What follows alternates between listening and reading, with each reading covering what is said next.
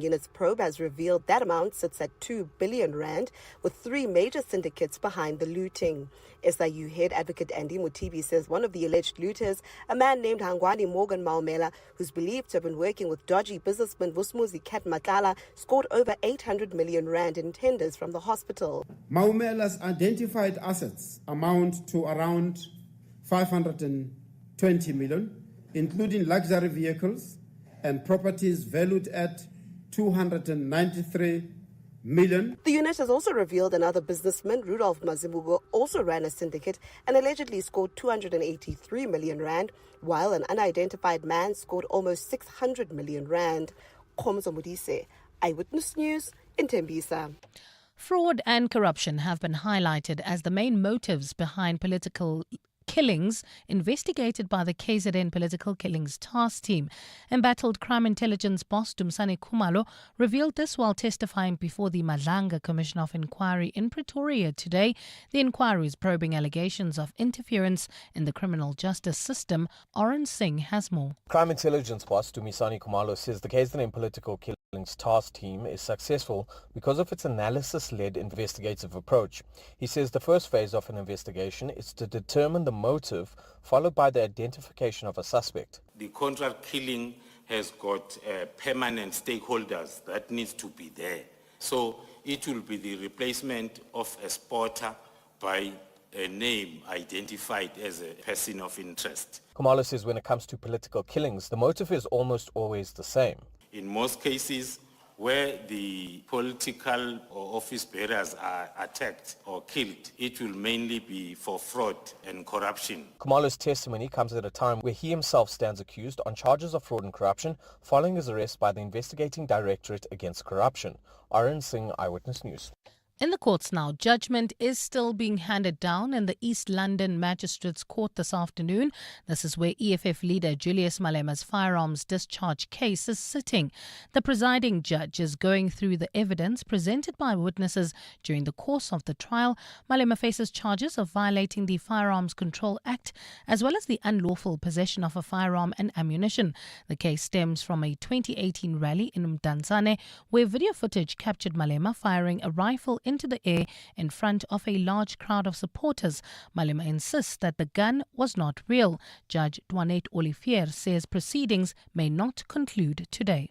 I anticipated that we may, I hope we do not run out of court time. I sincerely do. The second request was not to adjourn for lunch at all and to work until late tonight. So that part of working late tonight, I cannot answer. It will have to be taken up by whoever is present in court.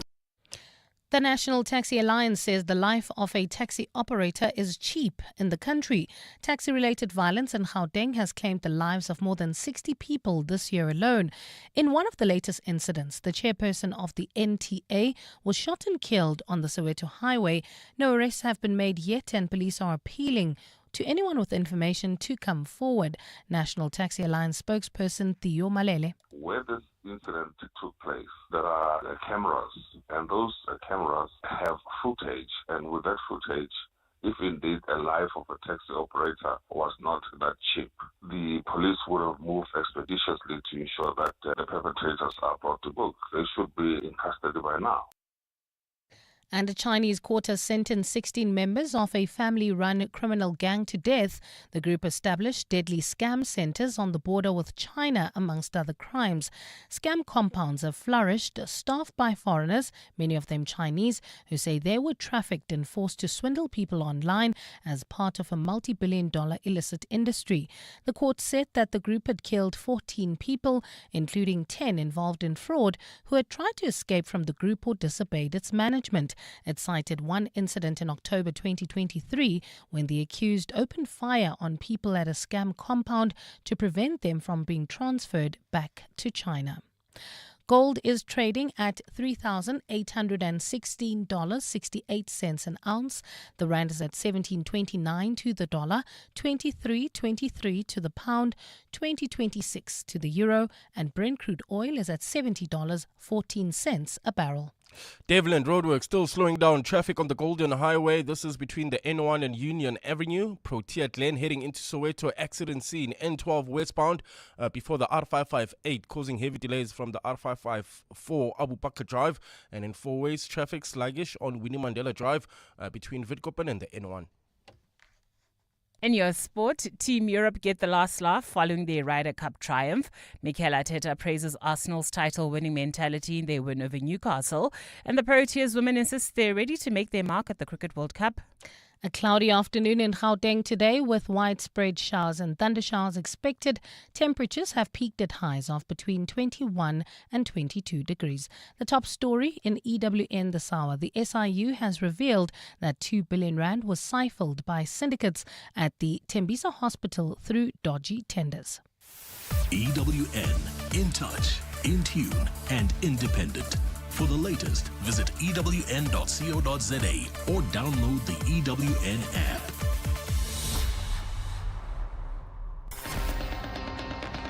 You're with John Perlman on 702. Streaming on the Prime Media Plus app, DSTV channel 856, 92.7 and 106 FM.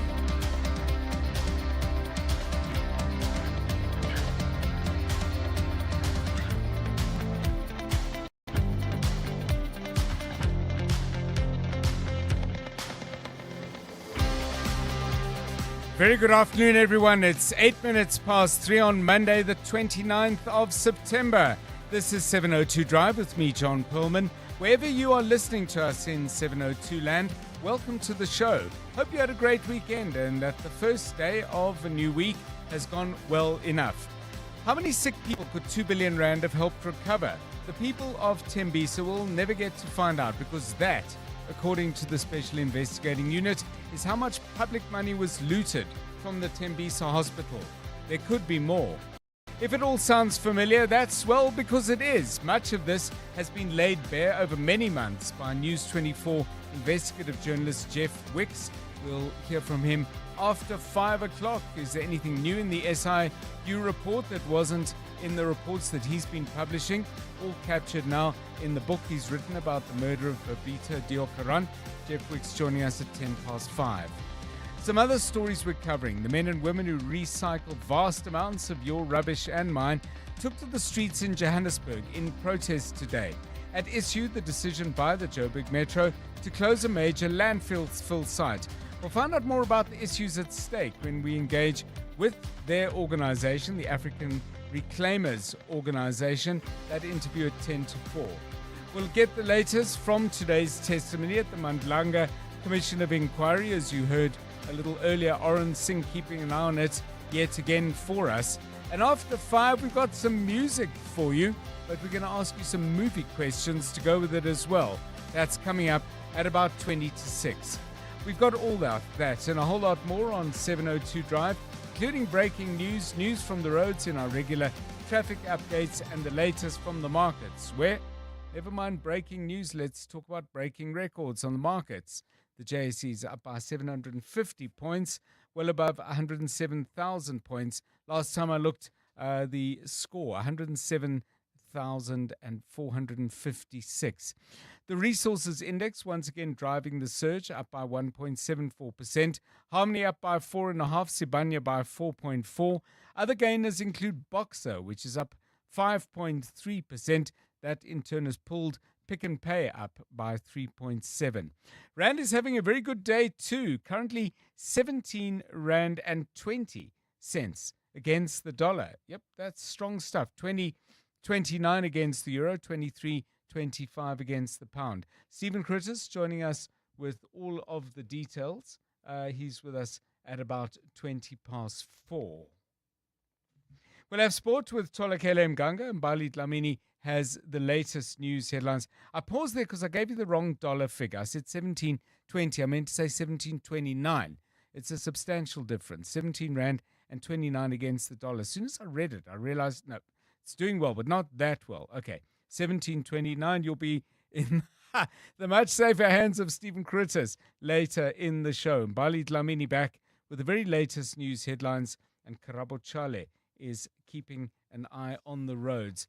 This is 702 Drive. We're live in the place where you live. If it's happening in 702 land, you are likely to hear it here first. But there are those instances where you know stuff we don't, where you've seen things we haven't, and perhaps you understand things differently to the way in which we're framing them. If it's all of those or anything else, give us a call, please, on 072 702 1702 or 011 883 0702 702 Drive. It's 12 past 3. 702. Let's walk the talk. So, lots to talk about, lots to inquire about, and lots to think about when it comes to thoughts. Of course, many of the most interesting ones are random. Never completely random, of course, because they're always prompted by something that we've seen or heard or somebody else has drawn our attention to. Now, Lewis Hamilton, the motor racing superstar, has posted something about the loss of his pet dog, Roscoe, and I'll share with you a little bit later what it is exactly that he said. But I want to ask a broader question first. Of course, if you're a pet lover yourself, you would understand somebody who feels so deeply and strongly about a pet. And then there's kind of a wider split. I don't know if it's a clean two-part split, but there are people who absolutely get it. If you are seriously concerned about the health of your pet or seriously cut up about their loss, and there are some people who would say, sorry, but I just don't get it. And I've certainly encountered that when I've had reason for anxiety or grief around animals that I've owned. And yeah, some people get it and some people don't. So let's start with you, Rifui Letsua. You have lots of pets yourself. So I'm assuming I know how you feel camp, but hey, maybe not. Good afternoon, John, and to the rest of the 702 La Familia. Pets hold a very special place in my heart. Yes. A very, very special place. When we lose a pet, we actually have a day of mourning and a funeral for our pet. Ooh. Yeah, and this has been happening since we were, I think, from the age of 10, because I was the one that came with the idea, why don't we have a day of remembrance for the dog or the cat or the bird? And then we bury them and we'll say special things about the dog or the cat. And for me, pets are like my children. You know, I don't have children at the moment, but they hold a very special place in my heart. Okay. So, Karabo Chale, you and I had a little brief chat about it earlier. You're on the side that I don't get this. So if I were to say, listen, I'm not coming in, my cat is really sick and I'm really, I'll be like, John, come to work, chief. Would you phone me? Yeah, I'll be like, come to work, your dog will be fine. Well, it's a cat. So, you see already, you're just showing us. Spoken like a true person that doesn't have animals. But seriously, have you ever owned pets and just not connected with them as deeply as some people do? I've owned a dog, and I can relate to a certain degree. But to take a whole day off of mourning, no. I had a dog, and unfortunately it was run down by a car. Oof. And my heart was broken. I had to bury it by myself, but then not to the extreme of now everybody has to feel sorry for me. Yes. And now we all have to mourn in the house. Nah. It's not that deep. Okay, so there we go. We have differing points of view, but let's get yours on 011 883 0702. And can that become an issue, perhaps in a workplace, perhaps between groups of friends, where somebody has a point of connectedness to animals in their lives and others kind of don't get it? Or is it just a thing of, okay, live and let live. We all see things differently. Call us on that on 011 883 0702 and 072 702 1702. Let's find out what the roads are looking like beginning of a new week. Hopefully we can have a reasonably smooth first day of traffic at the start of this news week. But here's Karabo Chale to let you know. Well, looking a little bit busier than usual at this time, John. At this stage in Irene, you can expect about a 20-minute delay. This is on Malema Drive approaching Main Road. Also in Devland, there's a slow-moving traffic. This is on the Golden Highway between the N1 and Union Avenue due to roadworks. In Protea Glen, there's an accident scene on the N12 westbound. This is before the R558, and this is causing huge delays all the way from the R554 Abu Bakr Drive Drive. Four-ways traffic heavily backed up. This is on Winnie Mandela Drive between Witkoppen and the N1. Also, if you're leaving the Pretoria CBD, traffic a bit sluggish. This is in the Hermanstad area on Eskiam Pahlele between Van der Hof and Paul Kruger. If you come across any other traffic issues, please WhatsApp us on 072 702 1702. The Midday Report. Weekdays, 12 to 1. What will it take to end load reduction in 12 months? We're starting in the areas where we've already had the community engagement going to roll out. And that's why I'm talking about a timeline of 12 to 18 months. 12 months, if there's little to no resistance, 18 months for us to finish all of this, if you like, hard to access the areas. But we are more than confident with the level of technical preparation and the kind of engagements that we have already had with some of the communities. Dr. Josienso Ramagopa. the Midday Report, With Mandy Wiener. 12 to 1 on 702. 702. Looking for real ways to live greener? Then don't miss Green Tip of the Week, your weekly dose of sustainable inspiration. From eco-entrepreneurs to climate champions, we sit down with the people making real change. Catch Green Tip of the Week every Tuesday on Afternoon Drive with me, John Perlman, 3 to 6 p.m. Only on 702. Proudly brought to you by Volvo. It's safe to be brave with Volvo. To celebrate 25 years of helping you live the Premier life, FNB Premier is giving you a chance to win a 14-day European tour experience and other cool monthly prizes. Open any FNB Premier account from September to 31 December 2025. Switch your salary, swipe or tap a minimum of 2,000 Rand per month for 3 months straight. Spend and win with FNB Premier. FNB, help changes everything. TCs and competition rules apply. FNB, a division of First Rand Bank Limited, an authorized financial services and credit provider.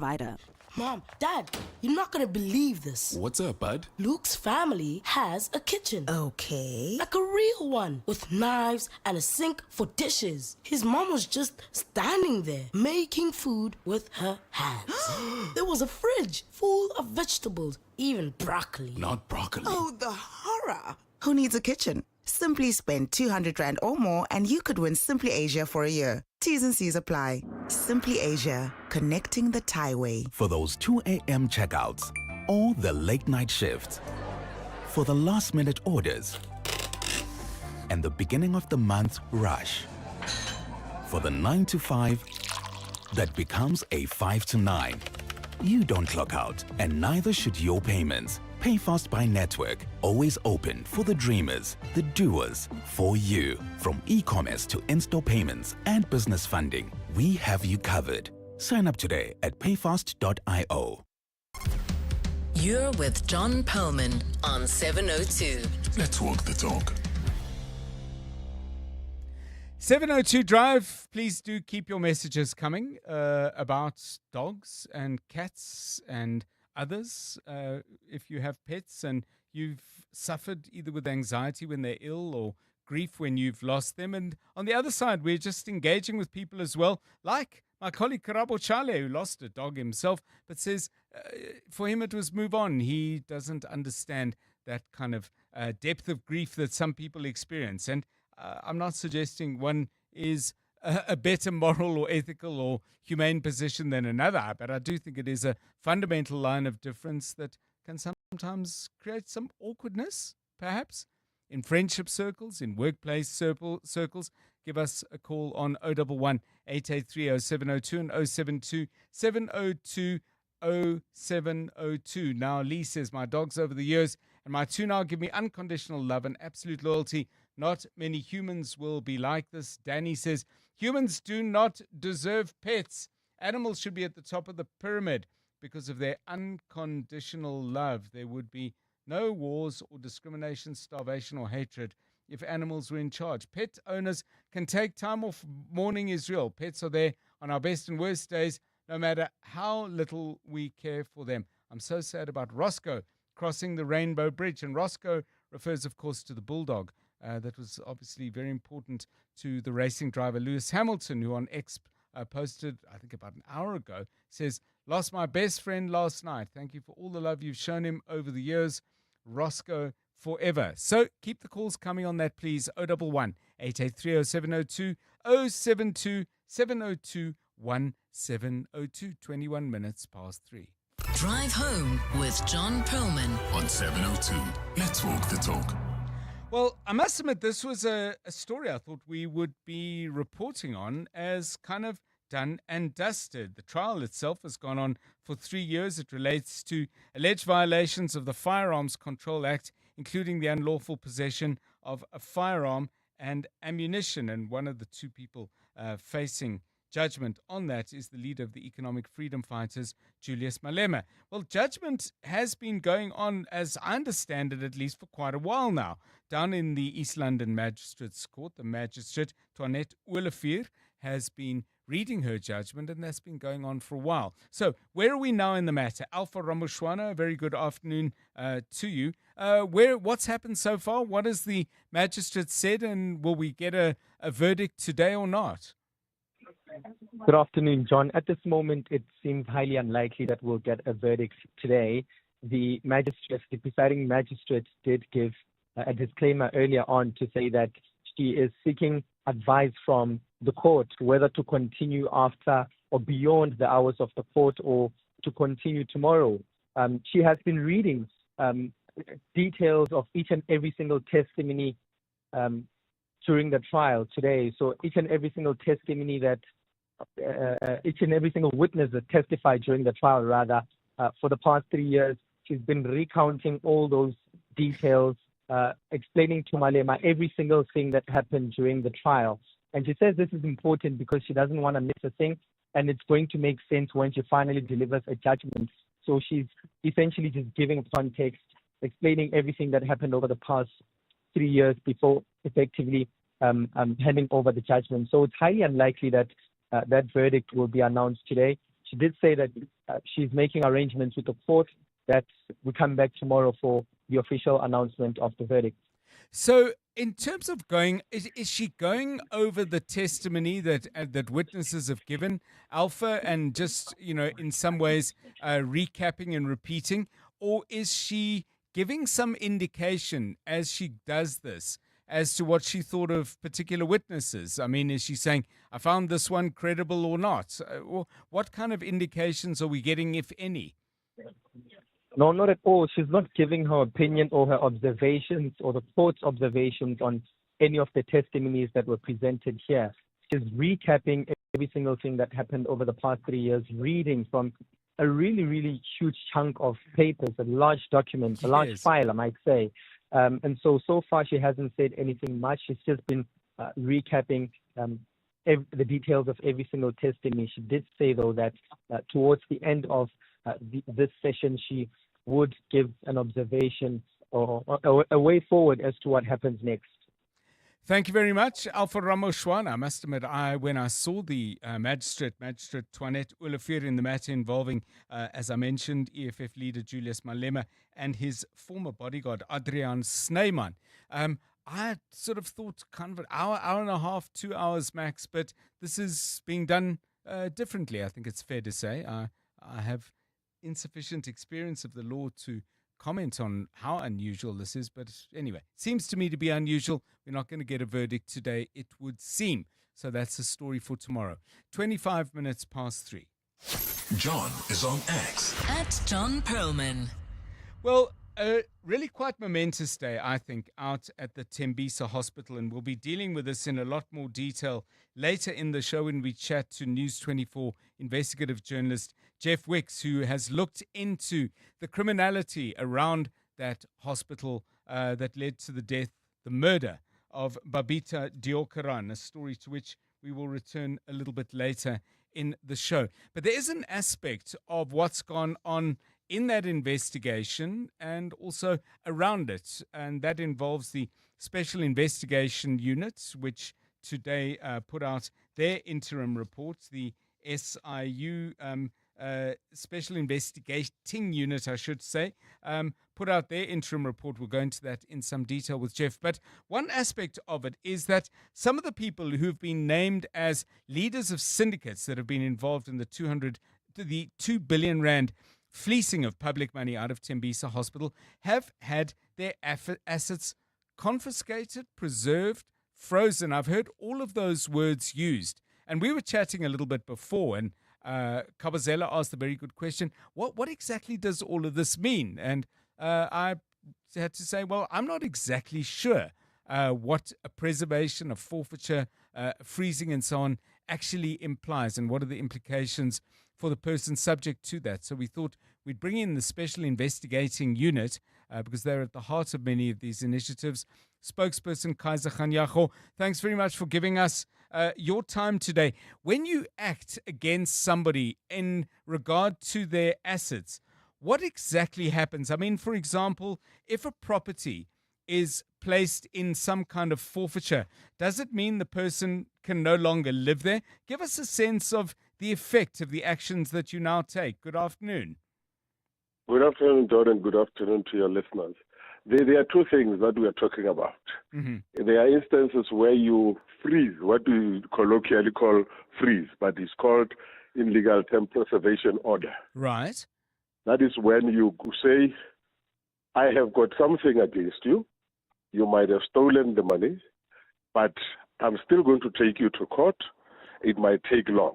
Yes. Therefore, I'm avoiding a situation where when I finish the court case and I want to recover the money, then I will not find anything because you'd have taken it away. Then I go to court and I say, with the evidence before me, I want to freeze the following because they are proceeds of corruption and so on. And then you identify them and you show proof why those properties needs to be preserved. And therefore the court will then grant that to you. What that means is you now cannot sell them, you cannot do anything with them. If it is the house, for example, there are instances where we say continue staying in the house, but you cannot sell it. Okay. But in other instances, when there are cars and so on, we then say we are taking them, we are putting them under what we call a curator bonus, who will look after them until this matter is finalized. Therefore, those are the issues. Then when the matter is finalized, we talk about forfeiture, where we then go back and say, now we want these things forfeited to the state, which means that we go back to the court or the special tribunal and we say, now we want to take them and sell them and recover the money. So, I mean, one of the people involved in this issue and named in some detail in your interim report is Mr. Hangwani Maumela. Now, would you have had to have charged him before you can take action in regard to his assets? Or if you don't have to have done it before you approach the court for preservation of various kinds, is there a time limit by which you have to have actually placed formal charges? How does that part of the law work? Yeah, no, we don't have to. He doesn't have to be charged. Yes. Before. From our point of view, we go the civil route, yes, where we then prove to the court that this person is implicated and we have got evidence to that effect. We don't even have to get that person in court himself to defend himself. We do it without that person. We call it ex parte, without the knowledge of the person. Right. And then he only gets to know when the order is done because we've got to serve it on him. And then he will know that then these properties are now frozen. Then later on, he has got an opportunity to defend himself on the main case. And if he loses that, and then maybe a contract is now set aside, and therefore we then go and we now apply for forfeiture, and then we take them and we sell them. So, I mean, Mr. Khanyago, I would assume that in the long life of the Special Investigating Unit and the many instances of what we're discussing here, people affected by your actions would have taken you to court. Have the courts generally found in favor? I don't know what the appeal process involves, but I would assume they have some right to push back against you. How successfully have some of your adversaries done that? Yeah, they never win against us because we give them the evidence. We don't go to court when we don't have clear evidence. Yes. Therefore, I would safely say if we have lost, maybe it might be one or two. We've got about 98% success rate against anyone, even when they take us on appeal. Thank you so much, Kaiser Khanyago, SIU spokesperson. Clarifying quite a few aspects of that forfeiture. So people can continue living in their property by the sound of it. But in the instance, according to the SIU of Mr. Malema, he can no longer continue driving his few Lamborghinis that he has and a number of other vehicles as well. Let me just tot up the Lamborghinis 4 plus a Bentley. So those vehicles no longer available to him for his personal use. 29 minutes to 4.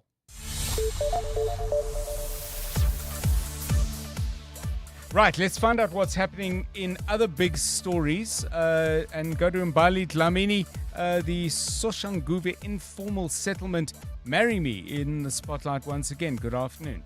Thanks, John. Good afternoon. That's correct. The Gauteng government says it has now made efforts to increase police visibility at the Marry Me informal settlement in Soshanguve as residents continue to raise safety concerns. The community called for better policing after 6 patrollers were killed in March this year. They were ambushed by unknown men who stoned them and set some of the victims alight. One suspect was arrested on charges including murder and attempted murder in connection with the attack earlier this year. Premier Bayaza Lesufi's office has told EWN that police have increased patrols in the area, but some residents say they remain vulnerable. When the police are there, they do not patrol in between houses. You will only see them on the main road, and others will go by the ground. But going from street to street doesn't happen. Even now, there are still robberies, and I ask myself what the police are doing. Councillor Tsepo Molefane says the attacks earlier this year have had a negative impact on the entire community. They no longer feel safe in staying in Marry Me, and they would request that the department do something because they don't no longer feel safe in staying there because some of the deceased left their kids whom are still living there, so it's trauma to them. We shift our focus to Limpopo now, where taxi bosses have committed to safety measures following a crash which claimed the lives of 13 people. It's understood 2 trucks crashed into a taxi on the R81 near Gasegopo yesterday.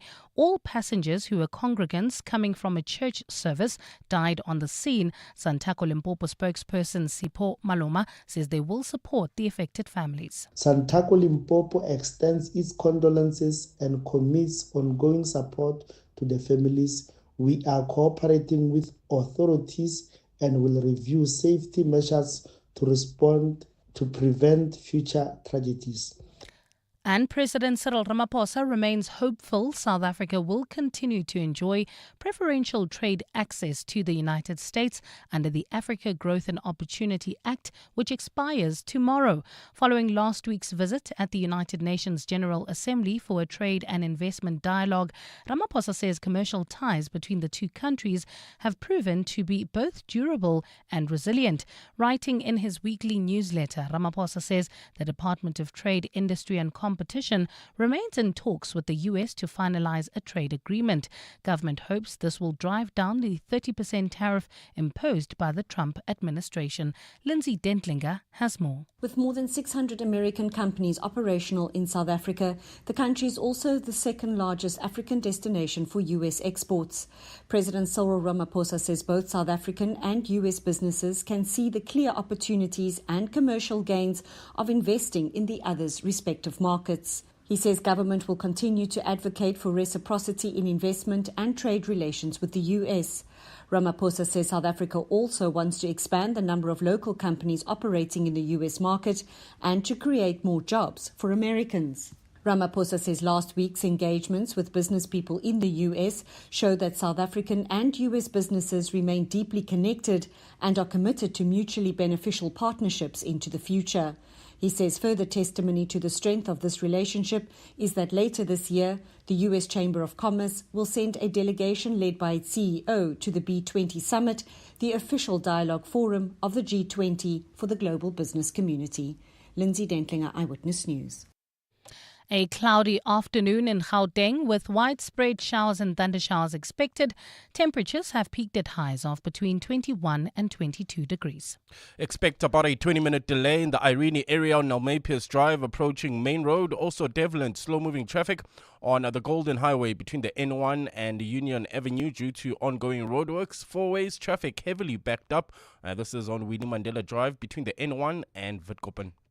The top story in EWN, the Gauteng government says it has made efforts to increase policing at the Marimi informal settlement in Soshanguve as residents continue to raise safety concerns.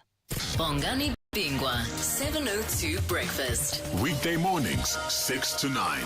Can I ask you to share some of your experience? I had to advise the minister that I am not in a position to do that. I advised that this is an unlawful instruction. And indeed, the minister wrote back to me that I'm going to report you to my boss, which is the minister's political principal. If you don't do this, I'll tell the president. Yes, I had a letter. It was in writing that said, I will escalate the matter to the president. I will report to the president that you are defying me. Yoliso Makasi.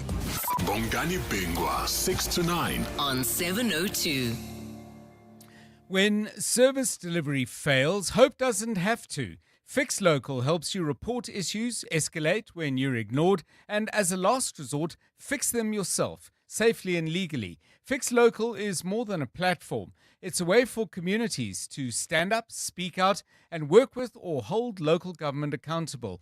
Visit fixlocal.org.za to report burst pipes, broken streetlights, or other service delivery issues in your neighborhood. Also, lots of tips to help you organize in your community for action.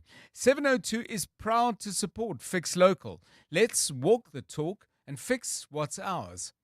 Experience extraordinary with the new iPhone 17, 256 gig from Vodacom, Zanzi's winning 5G network. More delightful, more durable, and now available.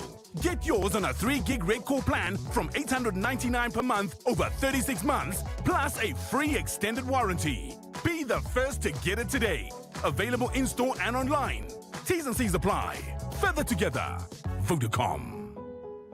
People are talking, everybody's talking, and they're saying it's time to make insurance great again. They said our low premiums were fake news. Wrong. We're putting customers first. We're gonna drain the insurance swamp. It's full of hidden fees. But when we clean it up, believe me, it's gonna be huge. This message has absolutely nothing to do with the US government. It's paid for by the King of Insurance, who's making insurance great again. Get a quote now. It'll be the best decision people are saying ever. King Price is a licensed FSP. No fake news, just like our insurance.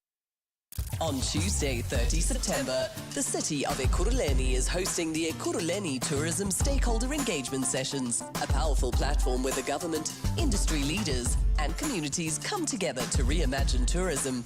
Clement Manyatela will be the program director and will also broadcast his show live from the engagement sessions at the Alberton City Centre between 9 a.m. and midday. Make sure to tune in to 702 if you don't want to miss any of the ideas, challenges addressed, and valuable discussions. City of Ekurhuleni, a partnership that works. 702. WhatsApp John on 072 702 1702. Good afternoon, John. This is Selma of Roodepoort. I love my pets as if they are my children, my cats. If one dies, I can't get it over my heart to get them cremated like most people do. Legacy Pet Company, they do the cremations and they are in Kaya Sands, but they also have a beautiful pet cemetery on their premises on a small holding. So I always go and bury my pets there and I make them my own special gravestone, headstone, whatever you want to call it. So thanks for a lovely show. Bye. Hi, John. So I'm on the side of the fence that absolutely will mourn probably for years if I ever had to lose my fur baby. I even wish that we were allowed grief leave or family responsibility leave at the office for our fur babies, which is not a place or a company that I have come about that allows that. So yes, I definitely do think that moms and dads of fur babies should be given more lenience, especially if you don't have your own baby, as in human baby, for certain reasons, whatever they may be. But yeah, I'm definitely on that side of my animals are definitely number one in my life. So I'll talk to Karabo Chale in a moment about the shaking of his head. I thought that last message was very interesting because quite often in the formulation of HR policies, there seems to be a sense of what a family should be, But if you have decided to structure your emotional life for whatever range of reasons around your pets or your good friends or somebody who's not a blood relative or whatever, what's wrong with the idea that saying everybody gets 5 days or 2 days or 4 days or whatever it is that you can take as personal leave to deal with whatever emotional trauma it is that you're going through, and if it is either over your cat or your uncle or your wife or husband or whatever, hey, it's your day. Use it as you please. What about that? Give me your thoughts on that. We're asking the question, by the way, prompted by Lewis Hamilton's very public grieving over the loss of his dog Roscoe, by all accounts a very handsome-looking bulldog. And asking the question is there a divide where some people absolutely get it, that people can get deeply, deeply wounded by the state of health or the death of a pet, and other people go, don't get it. Just don't get it. So that's what we're talking about. If you want to share a thought, please do 072 702 1702, 18 minutes to 4. EWN Sport. So Tolakela boy, golf. I've never known golf. Well, I have actually. I mean, it's happened at previous Ryder Cups, but not at this scale. But it's been pretty wild out in the US as Europe retained the title. Absolutely, John. And Rory McIlroy has hit out at the unacceptable and abusive behavior at the Ryder Cup. That's after his wife Erica was hit by a drink thrown by an American fan. Many of the European players were subjected to abuse, vulgarities and deeply personal insults over the 4 days, but they eventually triumphed to win 15-13. This should not be what is acceptable in the Ryder Cup, but we will be making sure to say to our fans in Ireland in 2027 that what happened here this week is not acceptable, and it's come and support your team. I think if I was an American, I would be annoyed that I didn't hear a lot of shouts for Scotty today, but I heard a lot of shouts against me, and it's like, support your players. In a look at league results from the weekend, Mamelodi Sundowns returned to the summit of the Betway Premiership following a 4-1 win over Richards Bay, whilst Kukune United were beaten by Polokwane City. Crystal Palace are the Premier League's only unbeaten side following a 2-1 win over defending champions Liverpool. Manchester United lost to Brentford, while Mikel Arteta's Arsenal were 2-1 winners over Newcastle. We discussed to go to the next level. First of all, you have to learn from the past, and certainly we take some lessons and very different and sore moments in this ground. And today was an opportunity that the game brings you again in a really important week in the Premier League after all the tough places that we already been very early in the season, to show who we are, who do we want to be, our ambition and the way that we want to play. And I think the team is on that today in a remarkable way. The Proteas women wrapped up their World Cup preparations with a 4-wicket warm-up win over Pakistan ahead of their opener against England on Friday. All-rounder Sunelu says they're clear on what they want to achieve. I think once the World Cup is done, you already look ahead to the next one. So it's obviously a 4-year cycle of training and hard work. Obviously change in management as well, new head coach coming in. So there's been a few changes and a few things we've been working on. But I think the team knows what the goals are. We know what we want to do and the brand we want to play. And England paceman Chris Woakes has announced his retirement from international cricket. That's after the national team indicated he was no longer part of their plans. Woakes' final match was last month against India, where he walked out to bat one-handed with his arm in a sling, having dislocated his shoulder in the field. That injury has ruled him out of consideration for the upcoming Ashes tour to Australia. At the age of 36, he has effectively brought down the curtain on his England career. Tolagele Mganga, Eyewitness News Sport. EWN Traffic. 7:02 drive at 4:45. Let's get the latest from out on the roads. Irene is jammed. I don't know why, but Karabo Chale does. Well, I also don't know why, John, but our listeners can inform us by WhatsApping us on 072 702 1702. That's in Irene. Expect about a 20-minute delay on the Nalmapiers Drive. This is approaching Main Road in Devland. Also slow-moving traffic on the Golden Highway between the N1 and Union Avenue. This is due to roadworks. There's an accident scene in Protea Glen on the N12 westbound before the R558, causing huge delays all the way from the R554 Abu Bakr Drive. Look out for those faulty traffic lights. Rand Park Ridge at Bayers Nodier and the N1. as well as in Edenville at Motorfontein Road and Van Riebeek. I'll have your next Eyewitness News traffic update just after 4. There's more EWN on air, online, and on the EWN app. You're with John Perlman on 702. Let's walk the talk. So, Tola Kelly, we've been talking about people, and obviously as a sports fan in general with an interest in motor racing, you may have noted Lewis Hamilton talking about his sadness at the loss of his pet dog Roscoe. But we're talking more broadly about some people really do grieve over their pets when they pass, get seriously anxious and troubled when they're in ill health, and perhaps their life appears to be at risk, ebbing away in for whatever reason. Then there are other people who just say, I don't really get this. And there may be a whole lot of people in the middle. So I don't know where you are, but you tell us. I'm definitely one of those people that get emotional. We've always had dogs growing up, but there's 3 that are fully in my heart. Well, first one was Snoopy. When I was born, Snoopy was just around. And in all of my pictures of me and my brother when we were younger, you just see him in the background. And when the vet said to us, it's that time, it was very heartbreaking. I think I was 8 or 9. And I was just like, oh my goodness, my life is over. Who am I going to hang out with? So it was kind of that sad. And then we had Fluffy. She died on my brother's, I think, 14th or 15th birthday. I will never forget coming home and her lifeless body was there. And then we had a puppy named Rex. Rex, first day that he came to the house, he bit me right here. Okay.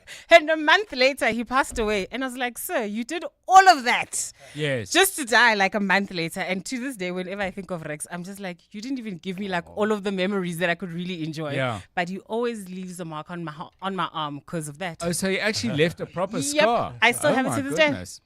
Okay. Well, give us your stories, please. Give us a call on 011 883 0702 and 072 702. Are you more like Tola Kele, or are you more like Karabo Chale in the way you view these things and people's connection to their pets and the grief or anxiety they experience when that pet's not doing as well as they would hope? 011 883 0702. It's 12 minutes to 4. John is on X. At John Perlman. I'm keen to know, do you live out in Tembisa, or do you live in areas where perhaps the Tembisa Hospital would have been your go-to high-level health facility for treatment? I'd like to get some kind of street level, ward level, waiting room level view of people's direct experience as a consequence of the criminality at the Tembisa Hospital, because it's so absolutely clear what happens as a way of consequence in terms of the kind of health facility that people get. And in the SIU media statement, for example, in the second sentence, they talk about, quote, the looting of over 2 billion rand. And then I continue with their words. This staggering sum, intended for the provision of healthcare to the most vulnerable, was instead ruthlessly siphoned off through a complex web of fraud and corruption, representing an egregious betrayal of the nation's trust. So very, very clear as to what the SIU believes the crime was. But I want to understand better the consequence. So if you do live in Tembisa, maybe you or family members have made use of this hospital, what's been lacking? What's been missing when you've gone there to try and seek the health care that, after all, you and all of us actually pay for? In whatever tax bracket you're on, whatever form you contribute tax, whether it's income tax, corporate tax, VAT, or whatever, we have all individually, in one way or another, invested in the health system in general and Tembisa Hospital in particular. So your story, please, if you have one to share. 072 702 1702. It's 10 to 4. Drive home with John Perlman on 702. Let's walk the talk.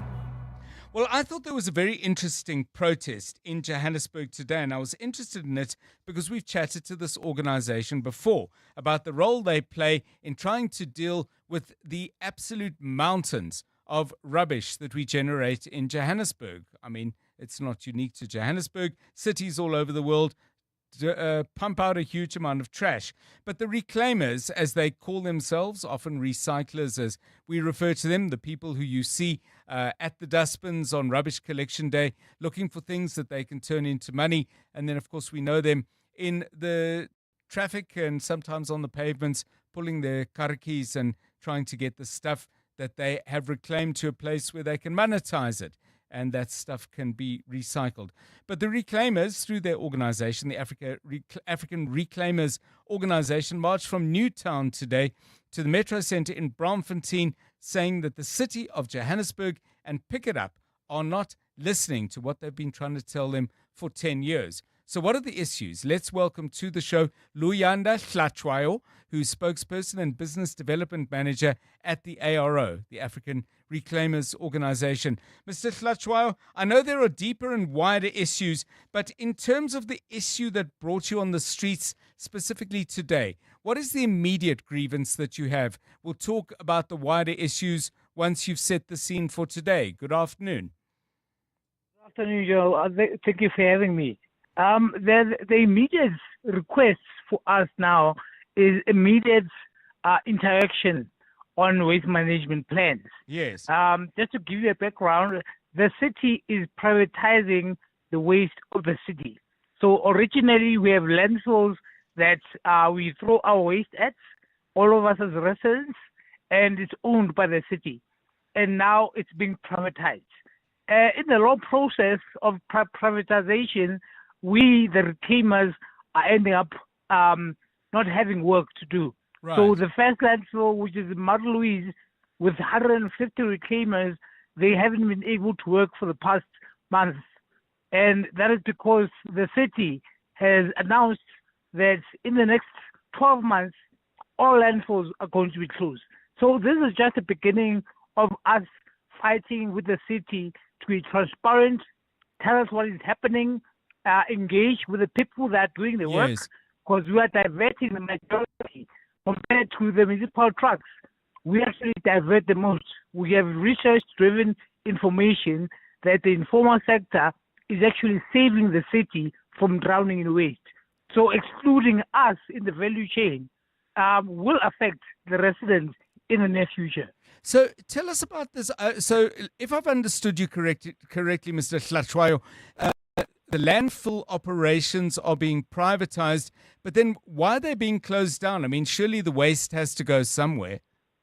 Well, yeah, we've always known, the city has always known that the landfills are going to close, and there was budget allocated to make sure that they actually acquire more land to dispose the waste, or they have material recovery facilities, and from those interventions, nothing has happened. There was budget allocated, and these things were done 2017, 2019. They knew all along that the landfills are going to close. And we feel as if they intentionally did not do those interventions. And according to Kosi Baker, who made a public announcement 2 weeks back, the city is going to privatize all the waste. Yes. So all the waste of the city will go to a private company. So my understanding of what these private companies will do, and set me right if I've missed a few things, they are going to be firstly hired to move the waste out of Johannesburg. And then what? Are they going to create landfills at sites further away from the metropolitan area or outside of the Joburg metro footprint altogether? Is that the plan? And if so, what's the logic? Well, they've actually looked at a landfill that was closed a couple of years back because it was full. And they claim that they want to rehabilitate it. But the issue is that the residents of the area don't want a landfill in their space because it doesn't smell good. Yes. So imagine all the waste of the city coming to a doorstep. You're not going to accept it. The second problem is they actually saw the value that we acquire from this waste. So automatically now 150 people are out of work. So the value is going somewhere else. Yes. Now, if you take all the value and leave out thousands of people that used to feed their families out of it and take it to a private landfill, so you can add 1 and 1. someone is going to make money out of it. But what we are requesting, most of all, is for Pick It Up in the city of Johannesburg to be transparent on the waste management plans that they have for the city, speak to the residents, speak to us, so we can know what's happening.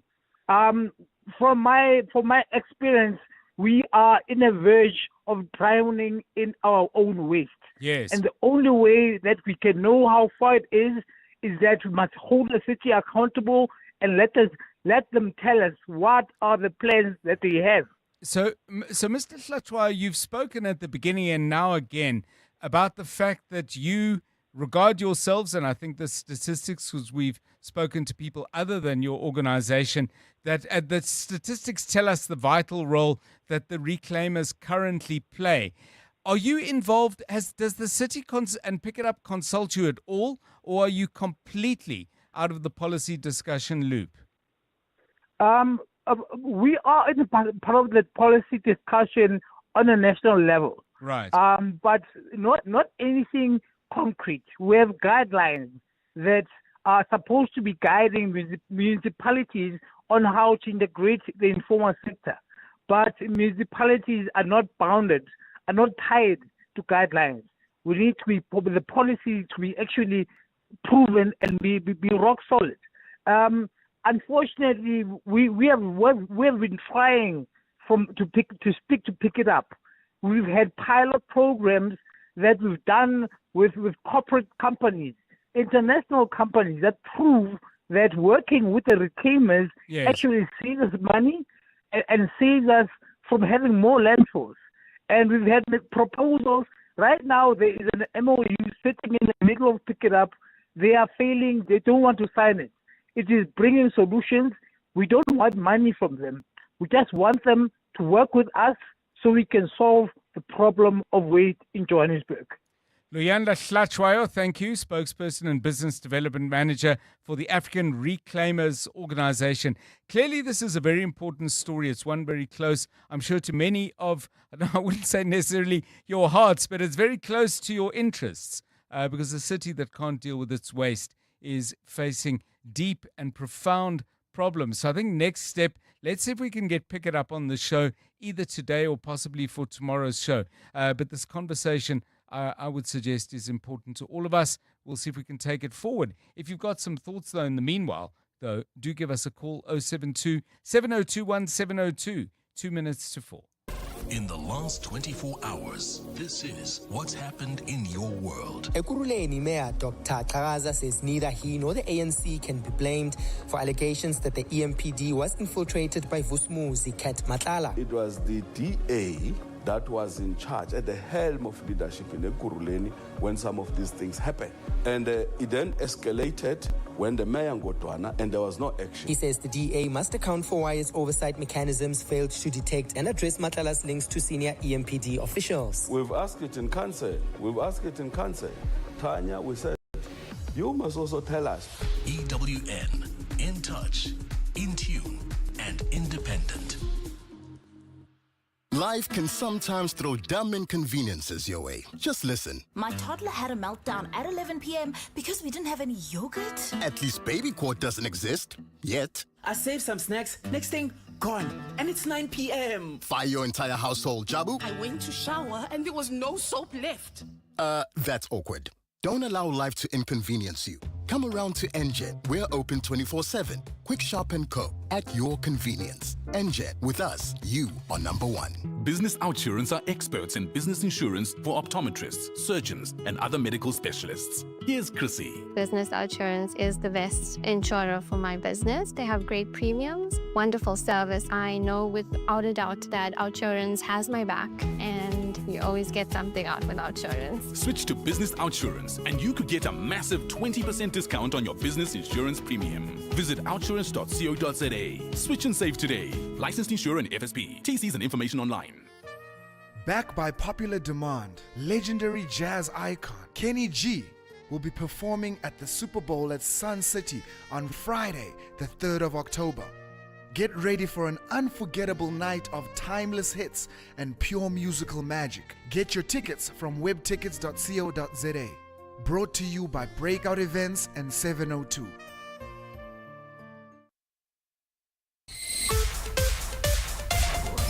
This is EWN.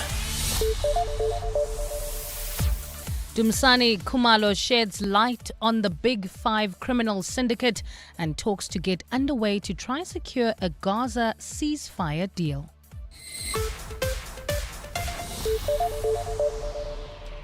Good afternoon, I'm Bali Dlamini. Embattled crime intelligence boss Dumisani Khumalo has provided insight into what he says is a sophisticated organized criminal syndicate labeled the Big Five. Khumalo has been testifying before the Madlanga Commission of Inquiry in Pretoria today. The cartel, which he claims is Gauteng-based, is allegedly involved in various sectors of organized crime. These include drug trafficking, hijackings, tender fraud and contract killings. Khumalo has placed controversial underground figures Katiso Katie Muleve and Vusmuzikat Matlala at the bottom of the list within the Big Five criminal network, suggesting far more dangerous figures are part of the network. The Big Five has already penetrated the political sphere, and there are documented cases of high-profile connections in the political arena, senior politicians alleged to be complicit and or willfully blind to the syndicate operations. The Gauteng government has welcomed a special investigating unit report revealing that 2 billion rand in corruption at the Tembisa Hospital was found. The unit released its interim findings today, revealing syndicates behind the tenders at the facility. According to the SIU, at least 3 major syndicates siphoned hundreds of millions from the hospital using shell companies. In its report, the SIU has been critical of the department's supply chain systems and the conduct of some officials. SIU head advocate Endi Mutibi. Critically, the environment must really be overhauled and changed. Officials at these levels must be, at all levels, must be empowered and obliged to report malfeasance anonymously via whistleblower hotlines, ultimately a commitment to transparent practice and, most importantly, decisive consequence management. Gauteng Premier Banyazali Sufi says the report is damning. Confirms our suspicions that the Tembisa Hospital probe needed to be expanded. And we are grateful that SIU executed this mandate so diligently and professionally.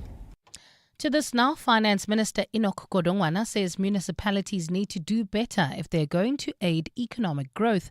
Today, National Treasury introduced a reform and incentive program to the country's 8 metro mayors. The program will see them compete for more money to improve infrastructure and expand network services in their municipalities. Godongwana says for too long, municipalities have managed trading services such as water, electricity and waste services as separate entities or departments that have eroded accountability. Lindsay Dentlinger has more. The Metro Services Trading Reform Programme will require metro municipalities to adopt performance improvement action plans and to deliver on 8 accountability commitments to unlock a special grant. Speaking to Metro Mayors today, Finance Minister Enoch Godongwana said the new reform program is critical to fixing 40 years of underinvestment in infrastructure and network services. Our expectation is that through these incentives, your respective metros will invest additional money on this targeted infrastructure through borrowing and internal generated funds.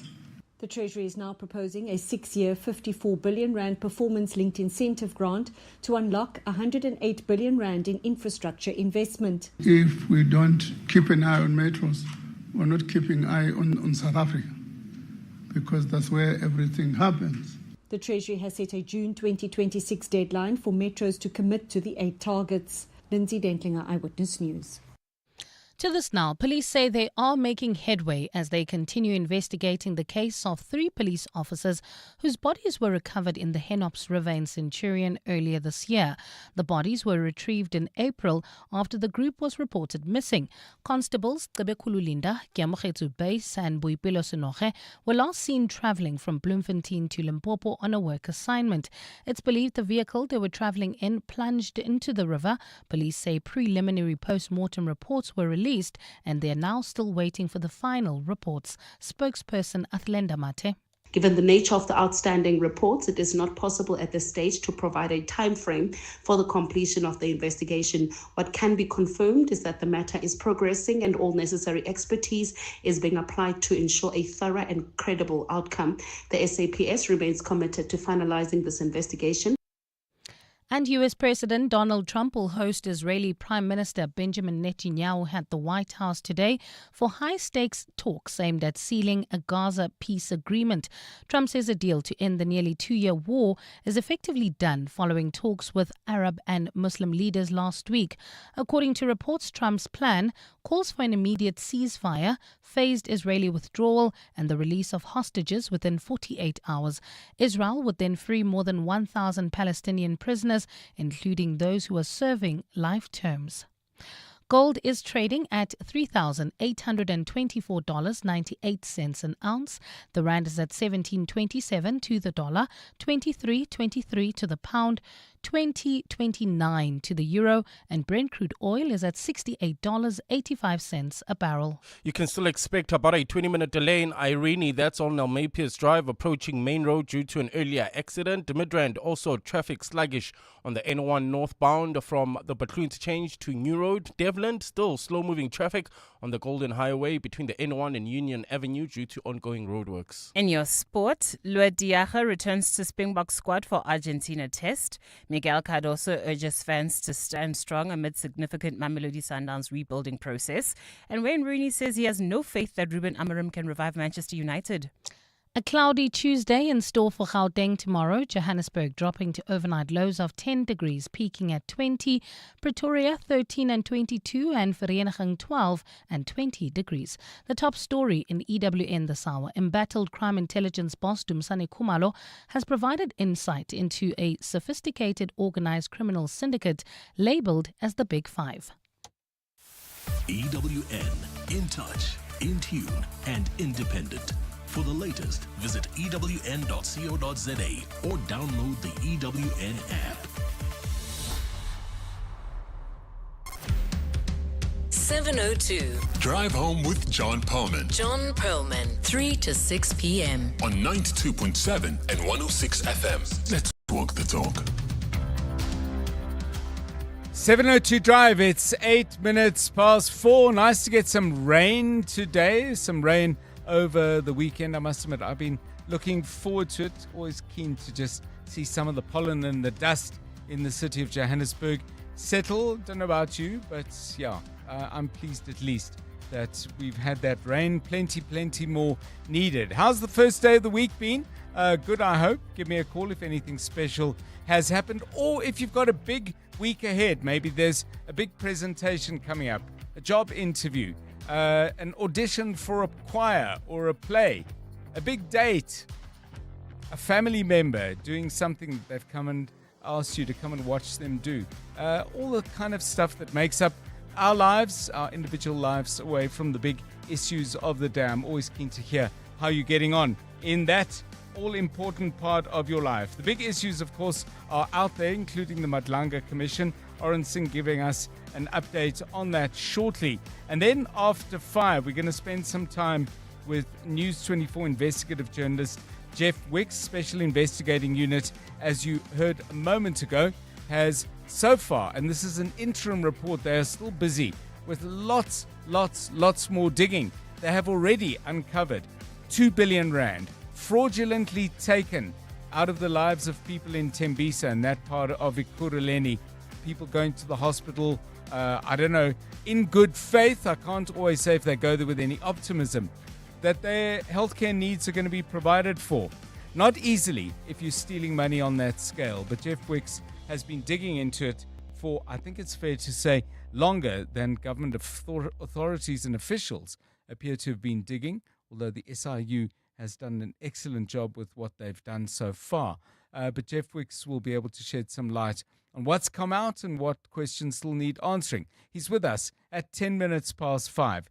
We've been talking about the way in which some people take very deeply and seriously the state of health of their pets, and friends and family members who might understand and empathize. And then there's some other people who say, it was just a dog, it is a divide. And many of you are speaking about where on which side of that particular divide you fall. Let's hear what you had to say. 702. WhatsApp John on 072 702 1702. Good afternoon, John. Jack here from Mamanskral. Regarding the pets and their owners association, I might be wrong, but more often than not, it turns out to me at least that people who are attached to and love their pets dearly don't do the same as far as actual human beings are concerned. So for me, that is something that doesn't sit well with me. I wouldn't have a problem somebody who loves their pets, but also love fellow human being more. Jack from Amaskra. Hello, 702. This is Kamo here from Johannesburg. There's nothing wrong with having pets and loving them. I mean, I grew up having dogs at the house, and they passed on. And we buried them within the hour, and we moved on with our lives. I just think people who mourn animals like human beings have some psychological problem. They suffer from some type of delusion. I mean, I don't even want dogs in the house or cats in the house. Those things must stay outside. Like people who have dogs staying inside the house, the dogs are everywhere, sleeping in the beds with them. I think these people need to be evaluated psychologically. But no. If my animal passes on, it's sad for a few hours, we bury it, and then we move on. There's more important things to be focusing on. Yeah, keep those coming. At the beginning of this conversation, we had a very, very strong wave, I think, of people deeply attached to pets. Two differing views from Jack and Kamo there. What's yours? 011 883 0702 and 072 702 1702. It's 13 minutes now past 4 o'clock. Let's get the latest traffic. EWN Traffic. This EWN Traffic is brought to you by Bridgestone Tires, prepared to perform whatever the terrain. Problems out in Irene earlier, problems still? Yeah, you can still expect about a 20-minute delay. That's in Irene on Maypierce Drive, approaching Main Road due to an earlier accident. Midrand also bumper-to-bumper traffic N1 North between the Butlu Interchange and New Road, while in Sandton expect some delays heading towards Midrand. That's on the M1 northbound between Ethel Oaklands and Marlborough Drive. There's also slow-moving traffic in the Devland area on the Golden Highway between the N1 and Union Avenue. That's due to roadworks. And in Protea Glen, there was an accident seen on the N12 westbound before the R558. This is still causing heavy delays all the way from the R554 Abu Bakr Drive. If you come across any other traffic issues, please WhatsApp us on 072 702 1702. There's more EWN on air, online, and on the EWN app. Weekdays on the highway, weekends on the trail, in rain, on tar, or halfway up a gravel pass. With the new Bridgestone Jeweler All-Terrain AT002, you don't have to choose. Bridgestone, prepared to perform whatever the terrain. You're with John Perlman on 702. Let's walk the talk. 702 Drive, quite a few of you responding to the conversation we had with Luyanda Hlachwayo from the African Reclaimers Organization. They're saying the city's problems with rubbish can be solved, but not using the methods that the city and Pick It Up are using. Please keep your thoughts coming on that. Dr. Phil has this to say: could old mine shafts that are redundant and not fit for any future rehabilitation be repurposed as landfills? I have absolutely no idea. No idea. But is there anybody who knows something about landfills and dealing with rubbish, with trash and mines? Would that be problematic? Would it be wise? Would it be cost effective? No idea. Dr. Phil throwing it out there, no pun intended. and maybe you can shed some light. Give us a call, please, on 011 883 0702 and 072 702 1702. It's 4:15. Drive home with John Perlman On 702, let's walk the talk. Right, let's focus our attention on the Madlanga Commission of Inquiry today, looking, interestingly enough, at a whole lot of things, and there are some connections to what our big focus after 5 is going to be, i.e. the SIU report, the interim report into corruption at the Tembisa Hospital. Some names coming up in both forums. Today, it was the crime intelligence boss, Major General Dumisani Khumalo, who was giving evidence, and Oren Singh was listening in closely. Oren, a very good afternoon to you. I mean, the one thing that has sort of come out as a consistent headline is Major General Khumalo talking about a syndicate called the Big Five Syndicate. To what extent did he describe them, what they do, who they might be connected to, and what did he say if he did?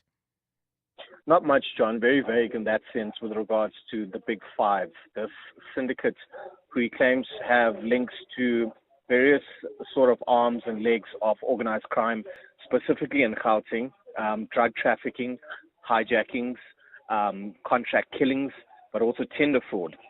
And at this sort of pyramid, he says there's obviously, it's called the Big Five, so there's 5 of them. He places Katiso Katie Molefi and Vusimusi Kat Matlala at the bottom of this pyramid, with 2 more people above them. But it was important to note that the commission chair, Justice Mbuyiseni Madlanga, probed him and asked him to expand on cartels and the term of cartels, because in the terms of reference regarding this commission, they refer to cartels. And yet Dumisani Khumalo, crime intelligence boss, was referring to one cartel named as the Big Five.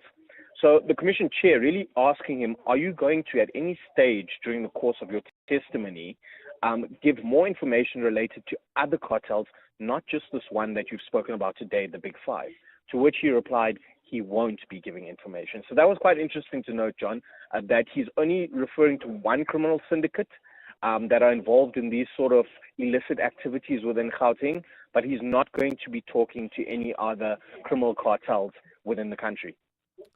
The parts I heard, Oren, were very, very detailed looks at the way in which the political killings task team actually operates, quite a lot of it about procedure and systems and so on. In addition to giving that kind of boilerplate information to sort of give us a very clear idea of how they operated, did he give any insight into his understanding as to why the operation was shut down?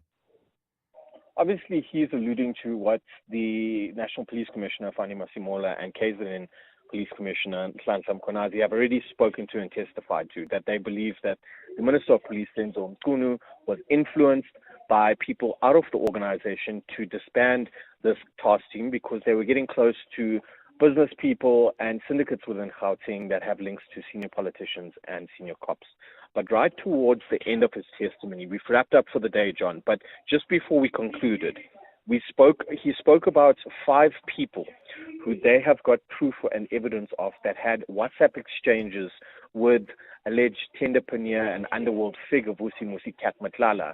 And one of the names coming out of what he alleges to have in terms of evidence is WhatsApp messages between the KZN head of the Hawks, Major General Lesetja Senona, and Vusimusi Kat Matlala, claiming that Vusimusi Kat Matlala and Major General Senona were in communication, whereby Senona was leaking confidential police information to Matlala, and this is due, so he claims, to the fact that Senona's son, Tato Senona, has business ventures and business links with Matlala.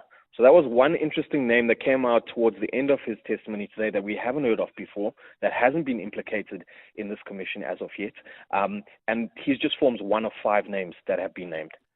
So in terms of where we stand now, by the way, I called him Major General. I should have said Lieutenant General Dumisani Khumalo. He was in the news before Lieutenant General Nhlanhla Mkhwanazi had his bombshell press conference in the beginning of July, and that was because of his own arrest. Did that come up at all? My recollection, and guide me on this if I've heard it wrong, Oren, was that Lieutenant General Mkhwanazi seemed to allude that the action taken against Dumisani Khumalo was linked to the fact that he had, important information in regard to the closing down of the task team. Has that come into the conversation at all? Not yet, John, and it'll be interesting to see how much of that features within the coming days. We're expecting Khumalo to testify at least for another 2 or 3 days. It'll be interesting to see whether that aspect pops up, whether the aspect of the Investigating Directorate Against Corruption, IDAC, pops up, because they're essentially the unit that arrested Khumalo, that famous arrest when he landed at OR Tambo International Airport from Cape Town. They arrested him on charges of fraud and corruption, and 6 other senior officials within crime intelligence. It hasn't come up yet, but like you referenced to, Lieutenant General Nhlanhla Mkhwanazi strongly believes that the reason Dumisani Khumalo was arrested and charged with fraud and corruption was because he was making inroads into unraveling this web of corruption in Gauteng. And I firmly believe that's going to be a point that Dumisani Khumalo will argue as well when that, or if that topic comes about. Some upheaval in the commission structure itself. Give us the latest on that and some background for people who might not have followed the story. So obviously we've got 2 camps here, John, and I think we've spoken to this to length. We've got Dumisani Khumalo on one side, Crime Intelligence Boss. We've got Nhlanhla Mkhwanazi, KZN Police Commissioner, National Police Commissioner Fani Masimola, all of whom we've heard testify before the commission so far. We've yet to hear from the other faction, which is Shadrack Spear, the Deputy National Police Commissioner for Crime Detection in the country, as well as Police Minister who's been placed on special leave, Senzo Mchunu. But this is a fight essentially that's brought intelligence, but not only intelligence, crime intelligence and SAPS, the criminal justice system, to its legs in Gauteng and within the country at large. I think a lot of people are watching this to see who else is implicated, because so far we've only heard of senior politicians, senior police officials. We're yet to hear the names of magistrates, prosecutors, and so forth actually come up. And this is crucial to the allegations that have been put on the table so far by Mkhwanazi, that the whole criminal justice system in Gauteng has been captured.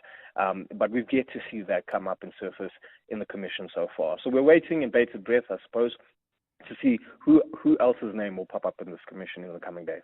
And just finally, the architecture of the commission itself, Oren rattled a little bit with the news that Chief Evidence Leader Terry Mutau is not going to stay on and fulfill that task. I don't know if that's been confirmed. City Press breaking that story yesterday. What's the latest? And if indeed he is going, do we have any idea why? We don't at all, John. Obviously, evidence leaders have a specific witness that they lead evidence to, and so Terry Mutau had led the evidence of National Police Commissioner Fani Masimola last week, and we've yet to hear from the commission themselves any more than what we saw over in the weekend papers. We know that Jeremy Michaels, the spokesperson for the commission, did issue out a blanket statement to say that they're not going to discuss internal issues within the commission on a public domain or public space. So that's where things stand at the moment. But to be honest, John, and in my personal view, I don't see it interfering or damaging the role and the work that the commission has put in so far. We're still at a very early stage within proceedings. Advocate Terry Mutau has only led the evidence of one witness, and we've got, more than possibly 30, 40 witnesses to still hear from. Yes. So at a very early stage, I don't see it being a spanner in the works for the work of the commission so far. But we did also hear that possibly another evidence leader who is quite good in himself, Advocate Matthew Chaskelson, might take up the reins of chief evidence leader following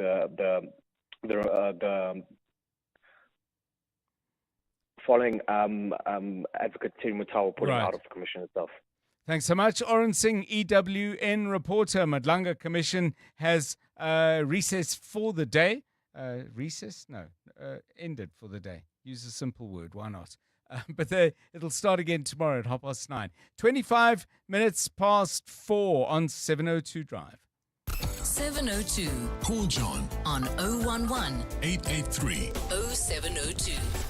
Well, amongst the many issues to debate about and divide ourselves along various lines, we're having quite a lively debate about animals and the way in which people deal with the loss of or ill health of a pet.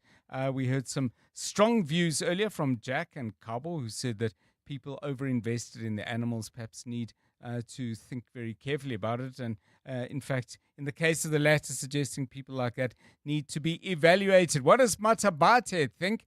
Calling from Pretoria. Good afternoon. Good afternoon, John. How are you? Yes, well, you. I'm well, thanks. Good.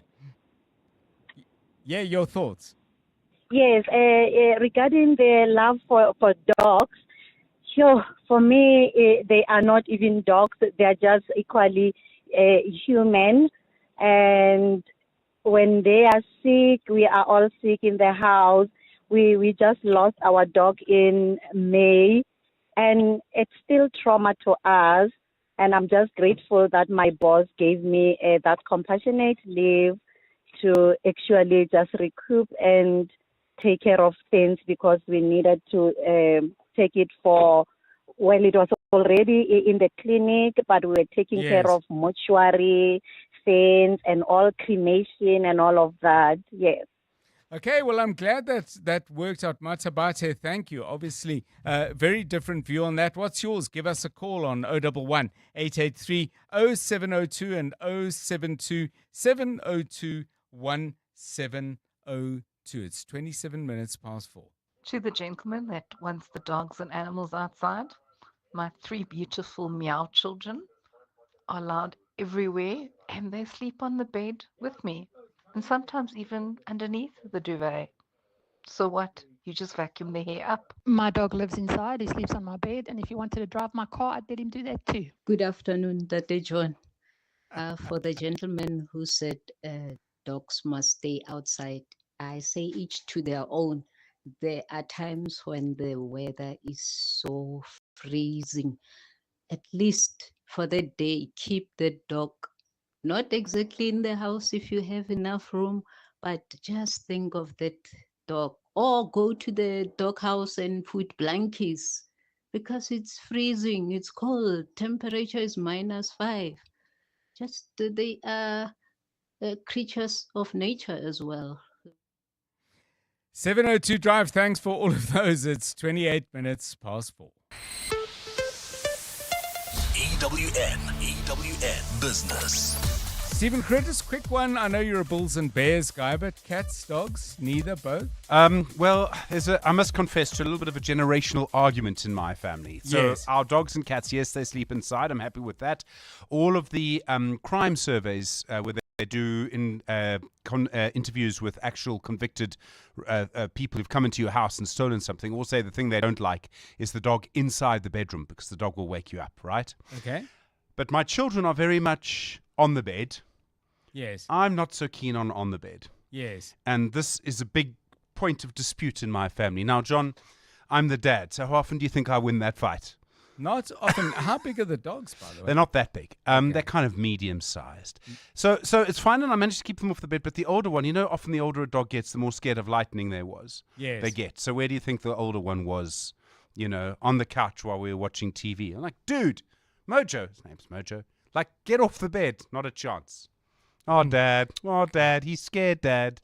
Yeah. Doesn't sound like you're winning or coming close. Markets, though, doing well, hey? Yeah, very well. Look, the gold price is still motoring ahead. Platinum, too. The JSE All Share up 0.71%, passing 107,000 points for the first time. 107,453. Financials are down 0.57. Industrials are up 0.87. And the resources up 1.73. The gold price going past $3,800 an ounce over the weekend. Platinum heading to $1,600. So all go, John.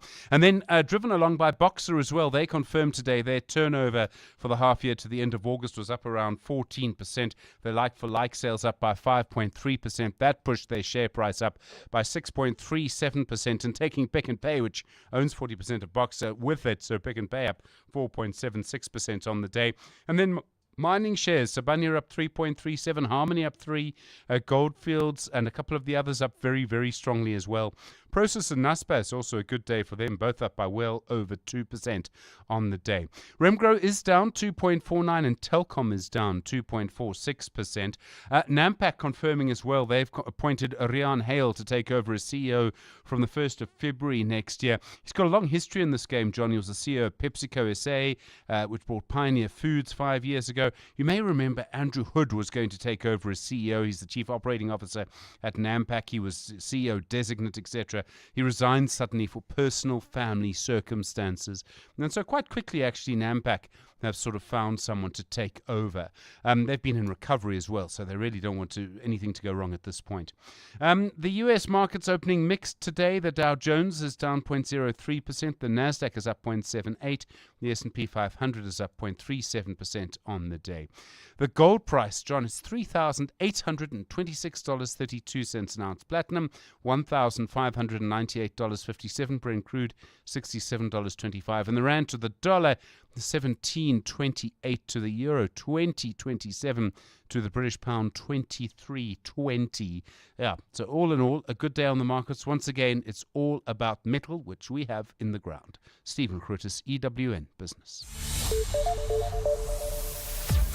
Thanks very much, Stephen. 29 minutes now to 5 o'clock. Extreme weather on the way. Emergency services are saying what exactly? Let's find out.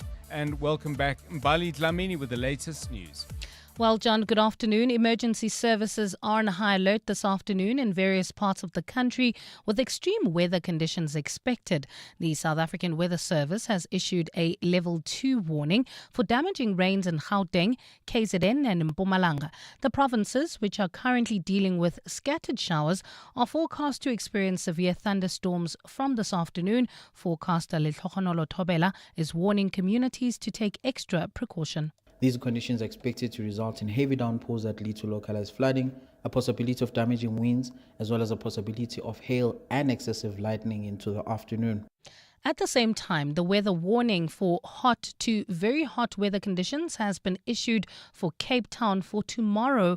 That warning extends to the entire province and temperatures are expected to reach the highs of the 30s. Spokesperson for the city's Disaster Risk Management Centre, Charlotte Powell, says they will monitor the situation closely. Should the forecast hold, it can present significant health and environmental impacts.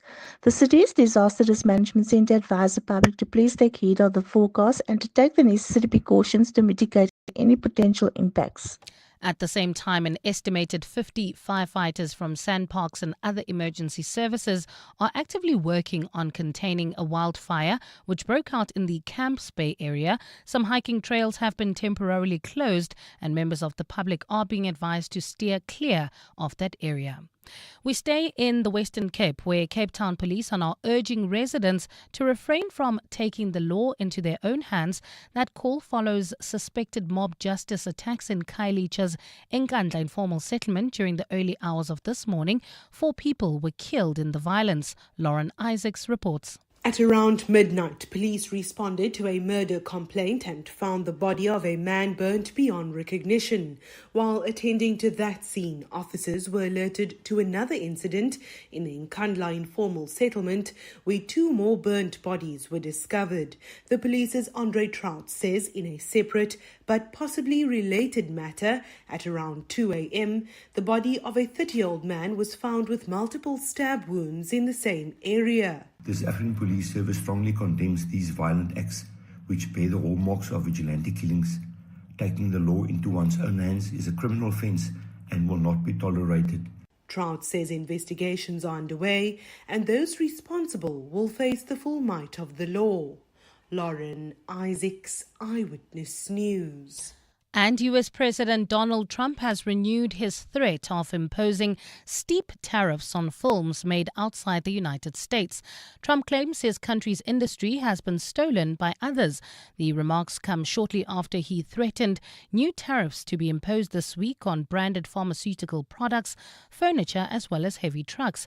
Today, Trump returned his focus to the film industry, saying in a Truth social media post that other countries have taken business from the United States, just like stealing candy from a baby. He did not provide further details on his plans or a timeline for when these tariffs might be enacted. A cloudy Tuesday in store for Gauteng tomorrow. Lows of between 10 and 13 degrees and highs of between 20 and 22. Irene, you can still expect about a 20-minute delay on Napiers Drive approaching Main Road, while in Midrand, there's bumper-to-bumper traffic on the N1 northbound from the Butlu interchange all the way to New Road due to an earlier accident. And in Alex, traveling towards Midrand, traffic heavily backed up N3 northbound between Waterfontein Road and the Butlu interchange. The top story in EWN, emergency services are on high alert in various parts of the country with extreme weather conditions expected.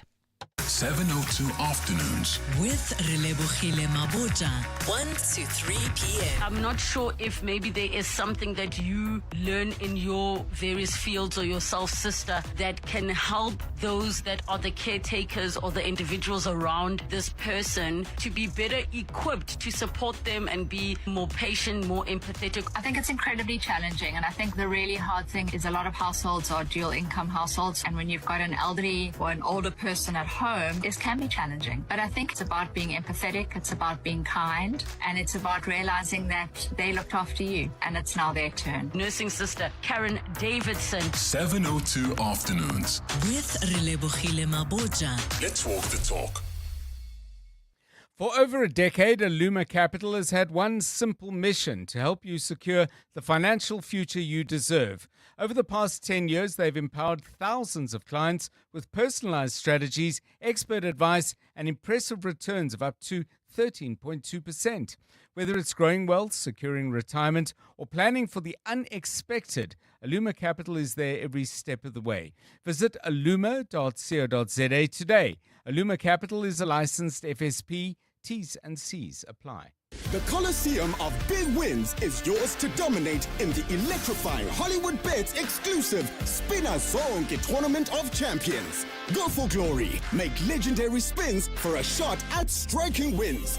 Conquer the reels and you could claim your share of a massive 500,000 Rand in cash. Power your play. Bet 2 Rand or more on selected slots to start your leaderboard rise. Bet now. T's and C's apply. Hollywood Sportsbook is a licensed betting operator. No persons under the age of 18 years are permitted to gamble. Winners know when to stop. South African Responsible Gambling Foundation toll-free counseling line 0800 006 008 or WhatsApp help to 076 675 0710. Last orders coming through during your drive home or at midnight.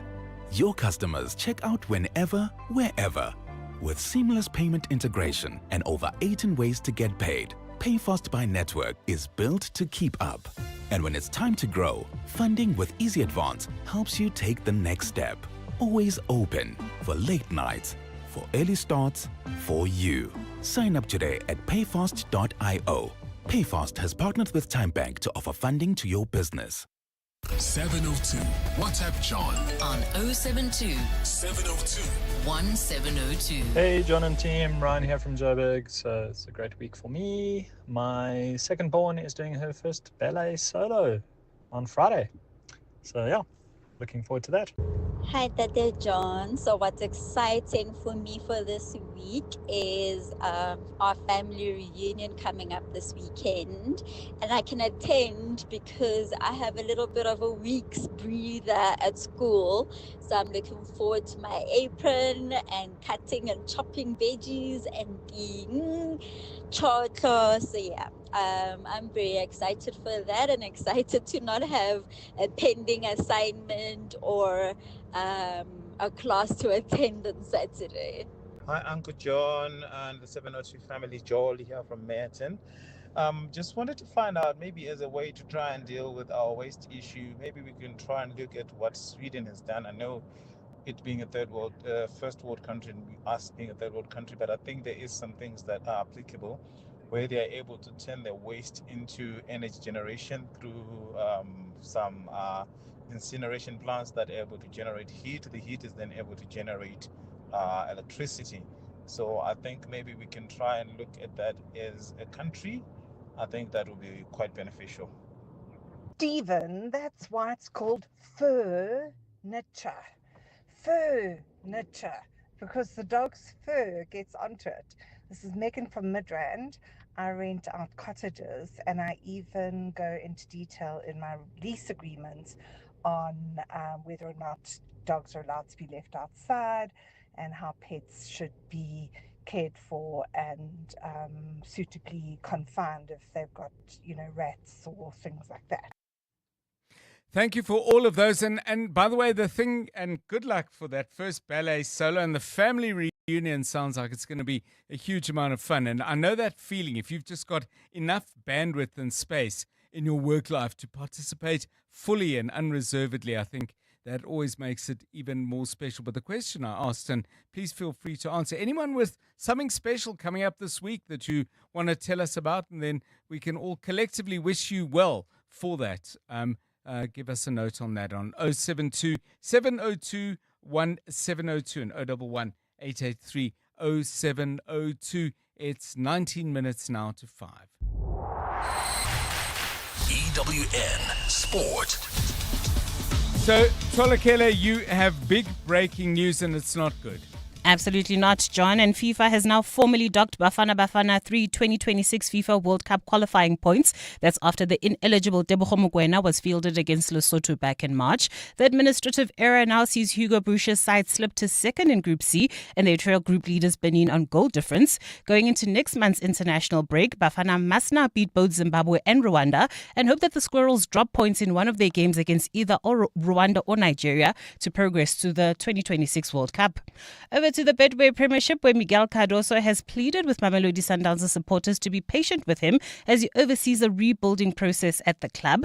They returned to the top of the Betway Premiership standings with a 4-1 win over Richards Bay as they successfully responded to their midweek defeat to Lamanville Golden Arrows. The biggest trophy we're going to get this year, beside trophies that come from cups, is rebuild this team to the highest level. This is the challenge we have as the biggest challenge, and we'll do it. We'll do it. But probably here and then we'll find some pains of growth, but those pains we had to deal with them. Well, have the less impact of them on results and moving forward with the right attitude. Wayne Rooney is the latest Manchester United legend to slam the state of the current team. He believes they've lost their soul and says he has no faith in the ability of Ruben Amorim to turn things around. Amorim has now taken 34 points from his 33 Premier League games in charge. That follows Saturday's 3-1 loss at Brentford, while he's yet to oversee consecutive top-flight wins. We can understand that sometimes when the decisions are not in your favor, the momentum is not in your favor, we can control the ball. We can settle down the game. And that is something that I know this team can do. But when everything, the moments, the penalty, the foul before the first goal, all these things are against us, we need to have more personality to control the games, calm down the games and then to play better. And the Springboks have included Lua Diaga in their squad for the decisive Rugby Championship test against Argentina at Twickenham on Saturday. He replaces Franco Mostert, who didn't travel with the group due to a family bereavement.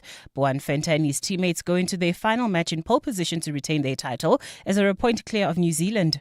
The competition is not won yet. We know there's still a job to do next week and there's an element of travel tomorrow. So, I think we'll, as you said, just keep our heads down and keep the hard work and then hopefully get the result next weekend and then have something to celebrate.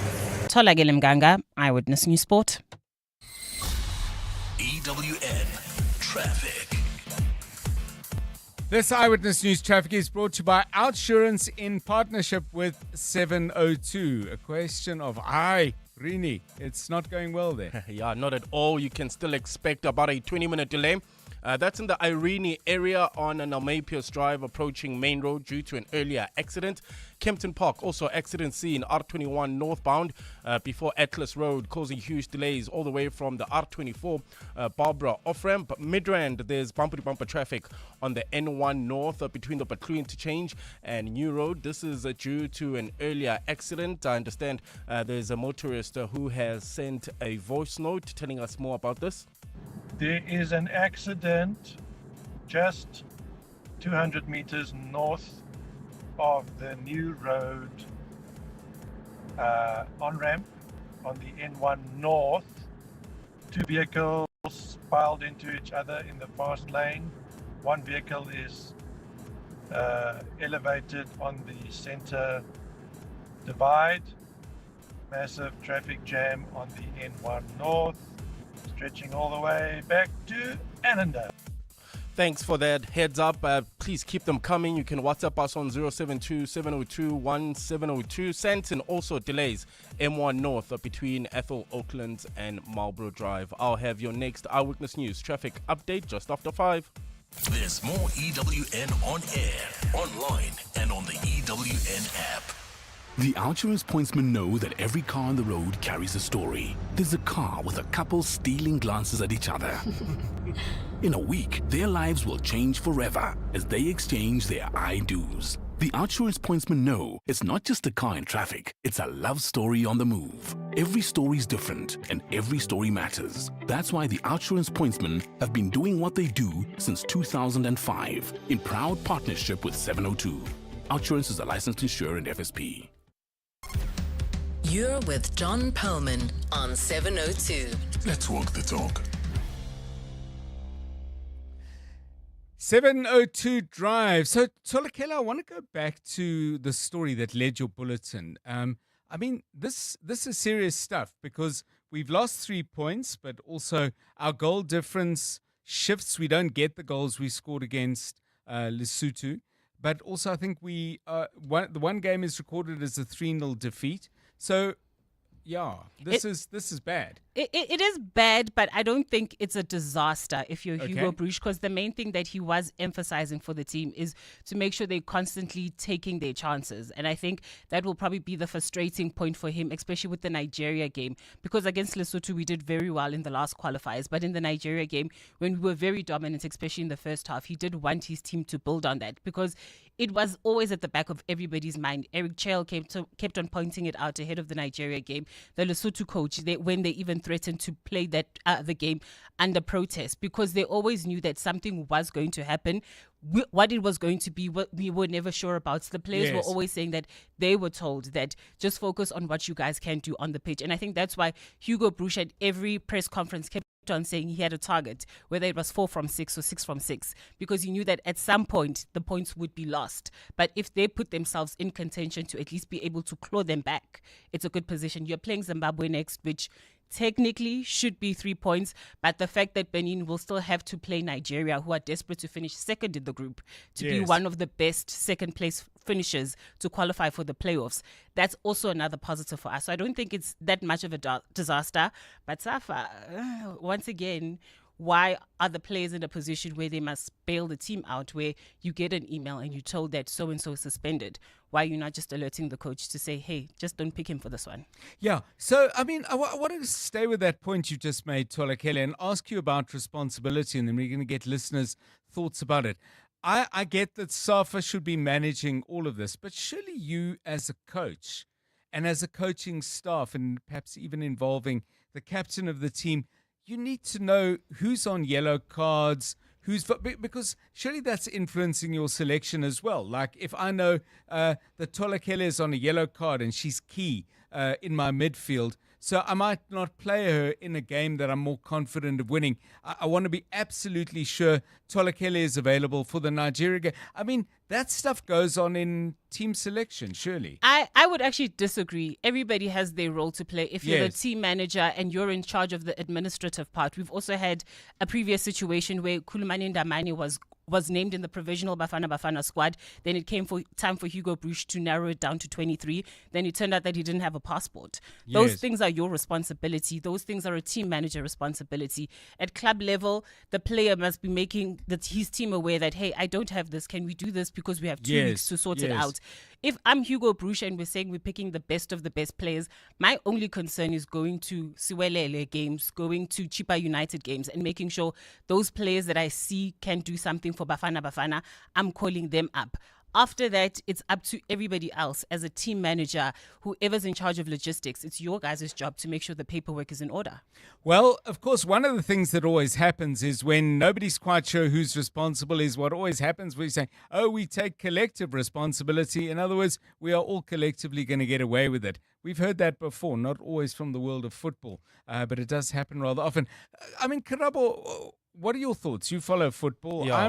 I'm not convinced that the coaching staff get off the hook, despite a very persuasive argument from Tolakela. But where do you stand? Yeah, it's unfortunate that SAFA once again, they dropped the ball on us, and the players are there.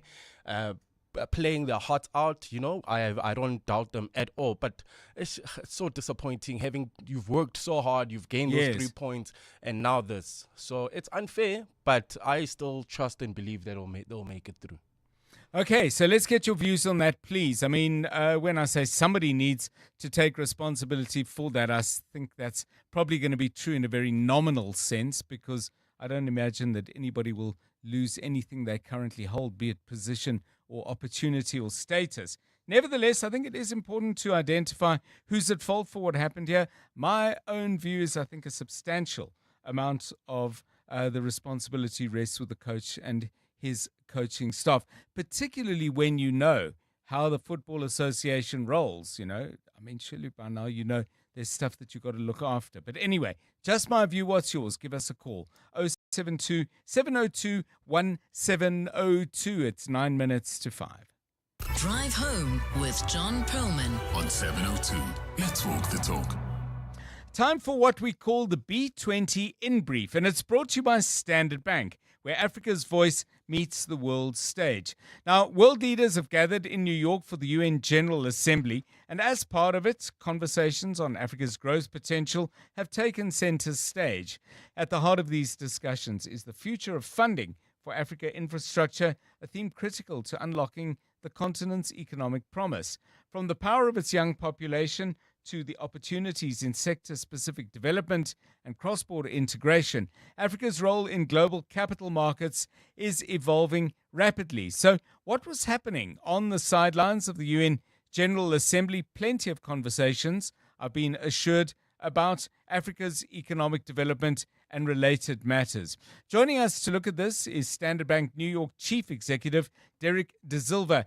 Good afternoon to you, and thanks very much for giving us your time. Obviously, the eyes of the media very much on the General Assembly, but I'm sure some very interesting conversations and meetings in the margin as the world gathered in New York. What were some of the key issues that you were keen to pursue? Derek, share some of those with us. Good afternoon.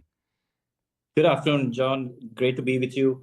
Like you said, I think it was a really exciting week. You had the focus on the government delegations having the United Nations General Assembly, but the focus on the sidelines was around Africa.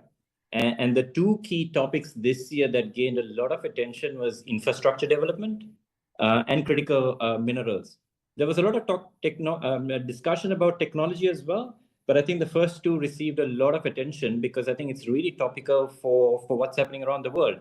And I think you mentioned this, which is, the development in Africa, the infrastructure development is not just for the continent, right? It is going to support the growth that the globally countries are looking for. So the critical minerals that Africa has and can produce will fuel the growth across the globe. And consequently, the attention to that conversation was broad-based. Let's talk a little bit about the critical minerals conversation, because there is often a view expressed, Mr. De Silva, that Africa is rich in minerals but doesn't always derive the full benefit from those riches.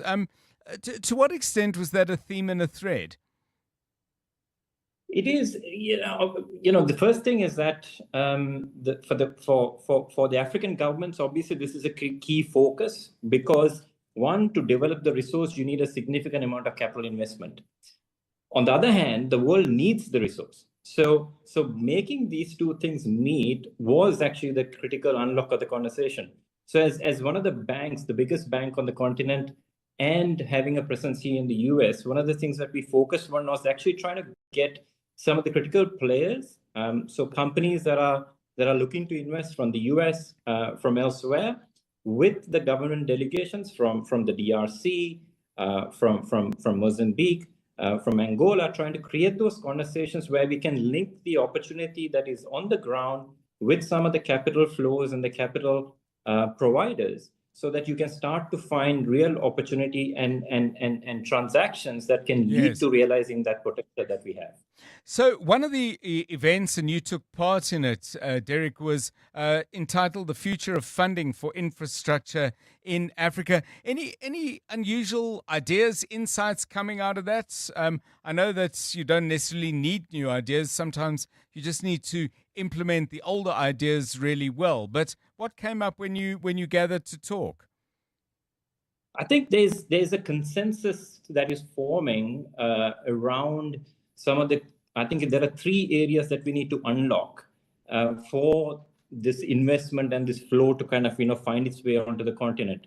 The first thing is that when we look at some of the investment opportunities or the projects that gets conceived on the ground, we find the success rate is very low. 1 in 10 projects really find its way into funding.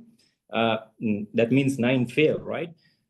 So there was a conversation around, or the focus is around, how do we increase this, project success? How can we get more projects to closure than what it is right now? The second thing was around, crowding in the capital. Now, when we talk about crowding in the capital, one of the things that have really plagued the continent has been, we talk about this as the perception risk on the continent. Right. So when you look at empirical data, when you look at how the sovereign ratings on the continent and what is implied by that versus the reality, you find that there's like a 4 risk rating difference between what the real risk is versus how some of our sovereigns are rated. So that has 2 issues. One, it's really hard to find capital because of that. Right. And then when you find the capital, it's going to cost our countries significantly more for that capital. So there was a conversation about needing to understand the continent better, needing to be on the ground, for rating agencies to really invest time to understand our countries and our continent, and then build those models to kind of represent the reality. The best example, John, I can give you is that, that's a theory that I just gave you. The practice is, recently Cote d'Ivoire did a sovereign bond issuance, and they are rated as same as Serbia. And guess what? They ended up paying 50 basis points more than Serbia. So, Wow. So it kind of really articulates the problem that we have on the continent.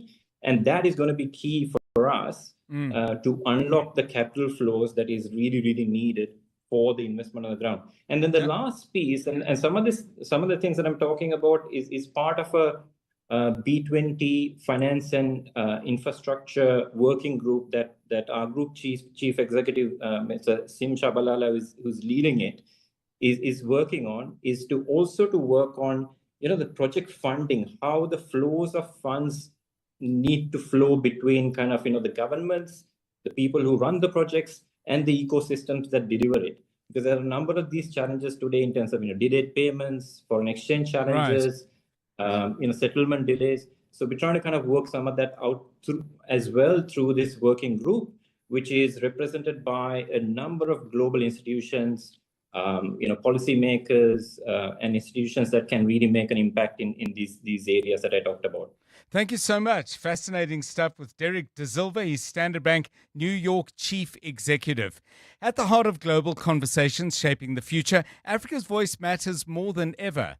As Africa's largest bank by assets and lead sponsor of the B20 Summit, Standard Bank Group is proud to spotlight the continent's growth, partnerships and potential on the world stage. Through informed dialogue and powerful partnerships, Standard Bank is driving sustainable growth where it matters most. Standard Bank is an authorized FSP and registered credit provider. Bongani Bingwa, 702 Breakfast. Weekday mornings, 6 to 9. Can I ask you to share some of your experience? I have to advise the minister that I am not in a position to do that. I advise that this is an unlawful instruction. And in this, the minister wrote back to me, stated that I'm going to report you to my boss, which is the minister's political principal. If you don't do this, I'll tell the president. Yes, I had a letter. It was in writing that said, I will escalate the matter to the president. I will report to the president that you are defying me. Yoliso Makasi. Bongani Bingwa, 6 to 9. On 702. Traffic is trafficking. The robots aren't AI, but more like an eye roll, and service delivery isn't delivering. But luckily, Takealot is. Shop anything from beauty and sport to tech and toys at everyday low prices and get it delivered to your door faster than you can get home, even when you take the back roads. A delivery so quick, the speed thrills. Halala with no limits, just the open road of happiness before you. Takealot. Happy delivered.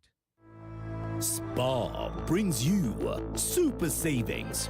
Get 2 litre Spar or sunflower oil for $69.99 with Spar Rewards, or 3 kg Sunlight 5-in-1 washing powder for $79.99. Save 25 Rand with Spar Rewards. Plus, you could win your share of 6 million Rand in instant cash. Competition ends 7 October. Price is valid 23 September to 7 October 2025. While stocks last. T's and C's apply. It all starts with FNB Private. With secure, easy payments for a hassle-free overseas holiday. Tap, swipe, or go digital with your FNB Visa cards. Earn rewards when using your FNB credit card or global account debit and virtual card. You can even fund your global account on the FNB app while traveling. Make the most of every moment. Unlock invaluable with FNB Private. Help changes everything. FNB, a division of First Rand Bank Limited, an authorized FSP and credit provider. TC's earn rules and limits apply. This is EWN. KZN Hawks head accused of leaking sensitive police intel and talks to get underway to try secure a ceasefire deal in Gaza.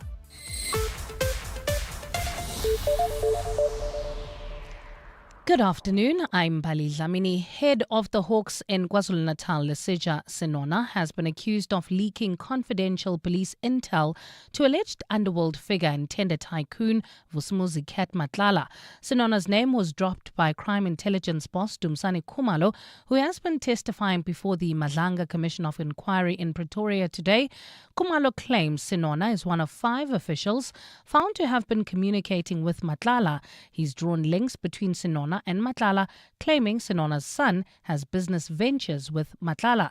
Oren Singh reports. Crime intelligence boss Dumisani Khumalo alleges that KZN Hawks head Lesetja Senona has close ties with attempted murder accused Vusumuzi Cat Matlala. Just before he concluded his testimony before the Madlanga Commission of Inquiry this afternoon, Khumalo named Senona as one of 5 people who he has evidence of WhatsApp exchanges with Matlala. Major General Senona leaks confidential SAPS documents to Mr. Matlala. Khumalo alleges that this is due to business relations between Matlala and Senona's son. Major General Senona's association with Mr. Matlala appears to be linked to a commercial venture between Mr. Matlala and Mr. Tato Senona, his son. Khumalo claims to also have evidence of WhatsApp messages between Matlala and acting EMPD chief Julius Mkhunazi. Arun Singh, Eyewitness News, Pretoria. The Gauteng government has welcomed a special investigating unit report revealing that 2 billion rand corruption at the Tembisa Hospital. The unit released its interim findings today, revealing syndicates behind the tenders at the facility. According to the SIU, at least 3 major syndicates siphoned hundreds of millions from the hospital using shell companies. In its report, the SIU has been critical of the department's supply chain systems and the conduct of some officials. SIU head advocate Endi Mutibi. Critically, the environment must really be overhauled and changed. Officials at these levels must be, at all levels, must be empowered and obliged to report malfeasance anonymously via whistleblower hotlines, ultimately a commitment to transparent practice and, most importantly, decisive consequence management. Gauteng Premier Banyaza Lesufi says the report is damning. It confirms our suspicions that the Tembisa Hospital probe needed to be expanded. And we are grateful that SIU executed this mandate so diligently and professionally. To the courts now. It's been a long day for EFF leader Julius Malema, who has spent the entire day in the dock of the East London Magistrates Court. The court has been delivering judgment in his firearms discharge case. Proceedings have concluded for the day, with judgment set to continue tomorrow.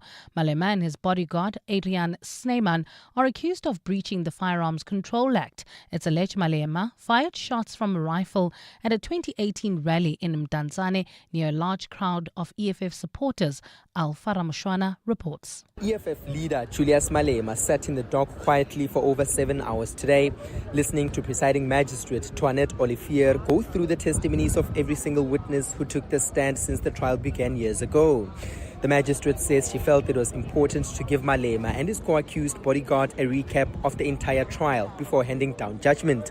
She says while this process is lengthy, it's meant to give Malema context on how the court arrived at its judgment. I need to repeat evidence and certain aspects in cross-examination which will be relevant when the court arrives at its reasoning and finding. So I cannot skip any portions of this. The magistrate says the handing down of judgment will continue and be concluded tomorrow. Alfa Ramshwana, Eyewitness News, East London. To this now, police say they are making headway as they continue investigating the case of 3 police officers whose bodies were recovered in the Henops River in Centurion earlier this year. The bodies were retrieved in April after the group was reported missing. Constables Tebekulu Linda, Giamukhetsu Base and Buipelo Senoche were last seen travelling from Bloemfontein to Limpopo on a work assignment. It's believed the vehicle they were travelling in plunged into the river. Police say preliminary post-mortem reports have been released, but they are still waiting for the final reports. Spokesperson Athlenda Mate. Given the nature of the outstanding reports, it is not possible at this stage to provide a time frame for the completion of the investigation. What can be confirmed is that the matter is progressing and all necessary expertise is being applied to ensure a thorough and credible outcome. The SAPS remains committed to finalizing this investigation. And US President Donald Trump will host Israeli Prime Minister Benjamin Netanyahu at the White House today for high-stakes talks aimed at sealing a Gaza peace agreement. Trump says a deal to end the nearly 2-year war is effectively done following talks with Arab and Muslim leaders last week. According to reports, Trump's plan calls for an immediate ceasefire, phased Israeli withdrawal and the release of hostages within 48 hours. Israel would then free more than 1,000 Palestinian prisoners, including several who are serving life terms. Gold is trading at $3,824.49 an ounce. The rand is at 17.27 to the dollar, 23.22 to the pound, 20.29 to the euro, and Brent crude oil is at $70.13 a barrel. Kempton Park accident scene on the R21 northbound before Atlas Road causing huge delays all the way from the R24 Barbara off-ramp. Midrand bumper-to-bumper traffic N1 north from the Between change all the way to New Road due to an earlier accident. And in Alex, travelling towards Midrand, traffic also heavily backed up on the N3 northbound between Modderfontein Road and the Between change. In your sport, it's back to the drawing board for Bafana Bafana as FIFA sanctioned the team for Tebogo Mokoena era. SA's under-20s prepare for their World Cup opener against France tonight, and the Springboks look ahead to Twickenham test against Argentina. A cloudy Tuesday in store for Gauteng tomorrow. Johannesburg dropping to overnight lows of 10 degrees, peaking at a high of 20. Pretoria 13 and 22 and Vereeniging 12 and 20 degrees. The top story in EWN this hour, head of the Hawks in KZN, Leseja Sinona, has been accused of leaking confidential police intel to alleged underworld figure Vusimuzi Cat Matlala. EWN, in touch, in tune, and independent. For the latest, visit ewn.co.za or download the EWN app. 7:02. Drive home with John Perlman. John Perlman, 3 to 6 p.m. On 92.7 and 106 FM. Let's walk the talk. 7:02 Drive, good to have you with us on the show. Quite a lot of you are commenting on the news now that Bafana Bafana have been docked 3 points. Their goal difference has got worse. All this as a result of fielding the ineligible player Tepego Mokoena in World Cup qualifying game. I was asking the question as to who takes responsibility for this, and a number of you are taking a different view. I said that the coaching staff should bear some responsibility because surely you're assessing the potential risk of losing a player for a big game. So if someone's on a card, you would say, do we play them against in a game where we expect to win at the risk of them getting another yellow and not being able to, for instance, play against Nigeria? But I'm getting differing views, pushback against mine from Nkosana, who says, no, John, it is the team manager who checks player eligibility. And somebody else, Neo, says, not the coach's fault. Different tournaments affect different suspensions in different ways. If there's a person whose job it is to do it, then it's on them. Much easier at club level than international. Point taken, Neo, that different rules, different competitions, more moving parts. On the other hand, much longer periods between games to do your homework. Anyway, those are just my views. Let's hear a couple of yours that you sent us as voice notes. 702. WhatsApp John on 072 702 1702. John, good afternoon. It's Wynand here. You know, the technical team, the coaching staff, the management suffer. They had one job. Make sure that the player that's not eligible to play does not play. So now, the fact that the 3 points is forfeited, someone must be held accountable for that. I mean, if I would do something wrong in my job and I lose a 1 million rand tender, for argument's sake, or contract, there will be consequences. So I hope there's consequences. We're talking about coach, we're talking about Sapa, we're talking about everything. But what about Tebogo himself? Because he knew it's his responsibility as well. It shows that he's a selfish player. It was all about him, because knowing that you are on 2 bookings and you still make yourself available, it shows irresponsibility and selfishness on your side. Yes, everybody else should take a responsibility, including himself. So it's not about Hugo, it's not about Safa, but it's about everybody, including the player himself. This is Lauren from Cape Town. Yeah, thank you. Lots of really interesting points of view. We'll see if we can dig a little bit deeper. We might get some expert commentary on this while we add all of our opinions, including mine. But what about yours? I haven't heard from you. 072 702 1702. Still to come, we're going to be chatting to News 24 investigative reporter Jeff Wicks, who has been digging in and around the Tembisa Hospital catastrophe scandal. I don't have a word to describe. 2 billion rands worth of looting, and they haven't finished digging yet, has the Special Investigating Unit. Money that was meant to go to the healthcare of people living out in Ekurhuleni, many of them in very difficult circumstances. Jeff with us with his thoughts on what the SIU has come up with. They released their interim report today. But first, let's update you on the traffic. EWN Traffic. This eyewitness traffic is brought to you by Outsurance in partnership with 702 Kempton Park. Accident scene. What are the consequences? And if we know, what are the causes? Here's Karabo Chale. Well, at this stage, if you're heading towards OR Tambo International Airport, that's coming from the Boksburg, Edenville area. There's an accident scene in Kempton Park. This is on the R21 northbound before Atlas Road, causing huge delays all the way from the R24 Barbara off-ramp. Midrand also expect about a 20-minute delay. N1 northbound from the between interchange all the way to New Road due to an earlier accident. Santon also expect delays heading towards Midrand, M1 North between Athol Oakland and Marlborough Drive. In Alex, also traveling towards Midrand, traffic remains heavily backed up on the N3 northbound between Waterfontein Road and the Betlu interchange, and in Protea Lane there's a slow-moving traffic. This is on the N12 westbound between the R554 Abubakar Drive and the R558 due to an earlier accident. If you come across any other traffic issues, please WhatsApp us on 072 702 1702. There's more EWN on air, online, and on the EWN app. 20 years ago, you were driving to view your first house, and 20 years ago, the OUTsurance pointsmen were on the roads easing traffic congestion. Whether you're an OUTsurance client or not, we've all been getting something out.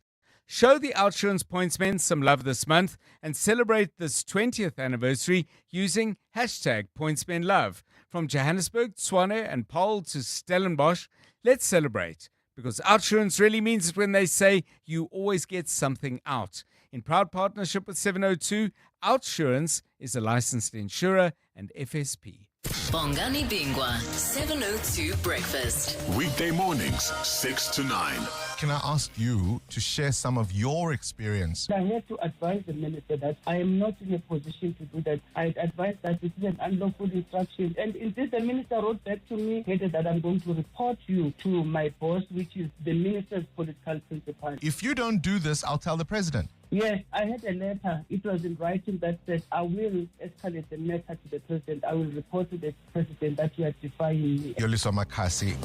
Bongani Bingwa, 6 to 9. On 702. Ready to lead and make our world a better place? Regenesis School of Education proudly launches its revolutionary Bachelor of Education program. They don't just develop teachers, they develop conscious leaders equipped with IQ, STEM, AI, and emotional intelligence. Study in the heart of Sandton or online worldwide with a world-class faculty trusted by over 1,000 corporations and 500,000 alumni from 150 countries. Enroll now at regenesis.net/education. Regenesis School of Education, awakening potential. Every day, most of us spend an hour planning, prepping, and stressing over what's for dinner. That's around 29,200 hours of your life spent running from grocery store, the kitchen, to the fridge, to the stove. Why not spend that time running for yourself? Or towards something you love doing? And let You Cook handle dinner. Delivered, prepped, and ready to cook. So, choose You Cook and take back some me time. Visit youcook.co.za to find out how. Spring is in the air, meaning it's almost time for the 10th SA Garden Day on Sunday, the 12th of October. Celebrate the day with a garden party, lunch under the trees, or cake at a community garden, and invite your friends, family, or neighbors to enjoy your garden with you. Visit gardenday.co.za for inspiration and share pictures of your celebration on social media with hashtag GardenDaySA. SA Garden Day, Sunday the 12th of October. You're with John Perlman on 702. Let's walk the talk. 702 Drive, 16 minutes past 5. Let me read you from a media statement issued by the Special Investigating Unit and referring to what they call the looting of over 2 billion rand from Tembisa Hospital.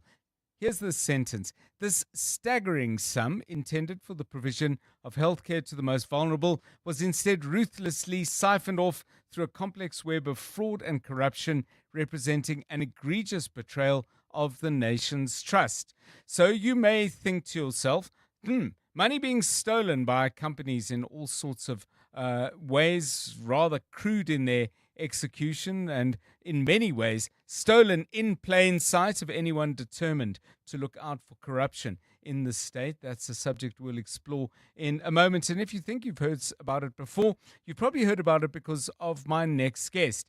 Jeff Wicks, as News 24 investigative reporter, has been digging into the mechanics and the machinations that allowed the stealing of so much public money. He's also the author of a book called The Shadow State, Why Babito Deokaran Had to Die. That was released in August, or published in August this year. And he joins me now.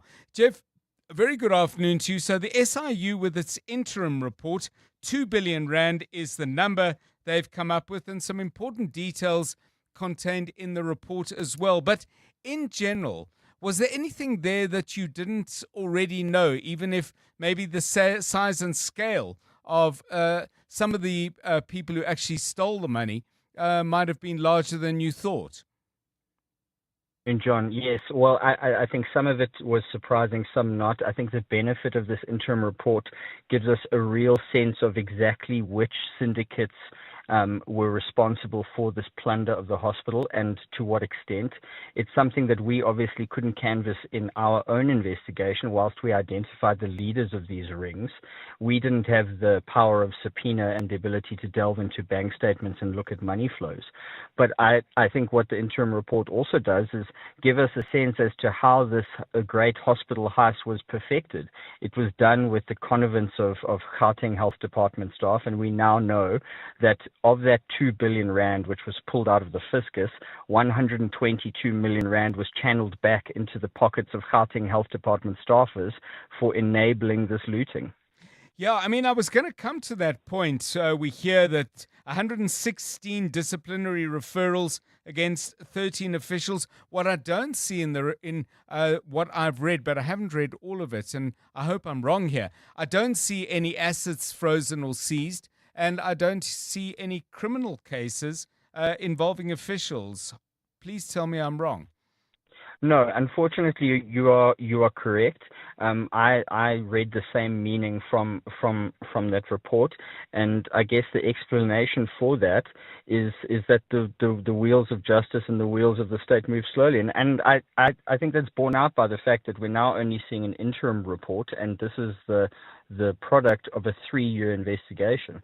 The rider to that, obviously, is that this is an incredibly complex money laundering operation, not only from one syndicate, but we now know that there were at least 9 syndicates operating at Tembisa Hospital. And what a damning indictment on the probity of the Gauteng Health Department that this was allowed to happen, and that so many of their staff members were corruptible enough to be bought and paid for to the detriment of the patients of that facility. I didn't get to go to the press conference. I don't know what access you had to it yourself, but when I crossed over, rather when TV channels took a break from the Madlanga Commission and went to the Tembisa Hospital, we saw the Minister of Health, Dr. Aaron Motsoaledi. I believe the Premier of Gauteng was in attendance as well, but I'm not sure whether politicians, under the circumstances of what you described, get to stand up and in some way claim credit for what the SIU did. What's your view on that? Because surely there's been massive dereliction of political duty, certainly at provincial level. No, absolutely. But I mean, I have the benefit of context. I remember when we first started advancing this story, the Gauteng Health Department denied the existence of Babita Deokaran's report, and they wouldn't even call her a whistleblower. Now her memory is being held up, and it's somewhat duplicitous. I was at the press briefing, and I did take note of the health minister's reaction to the findings, and they were of shock and just plain being aghast. And that didn't make sense to me, because where exactly has the now sitting health minister been for the last 4 years when we've been writing all of this over and over again, and now it's being codified by the SIU? Yeah, it does raise questions then as to whether there will be any decisive action, not so much to deal with the people who I think unavoidably they'll have to do something about, who were involved in the Tembisa scandal. But it does raise questions as to what will happen with the next scandal, because what you're looking for is not only decisive action on this current crime scene, but a battle readiness and a degree of moral commitment to stop it happening again. I'm not hearing that, but what's your take? Well, I mean, I think what makes our collective point is the response of the sitting health MEC in this province, who said that she, since taking over the reins, has put in controls to prevent this sort of thing from happening again.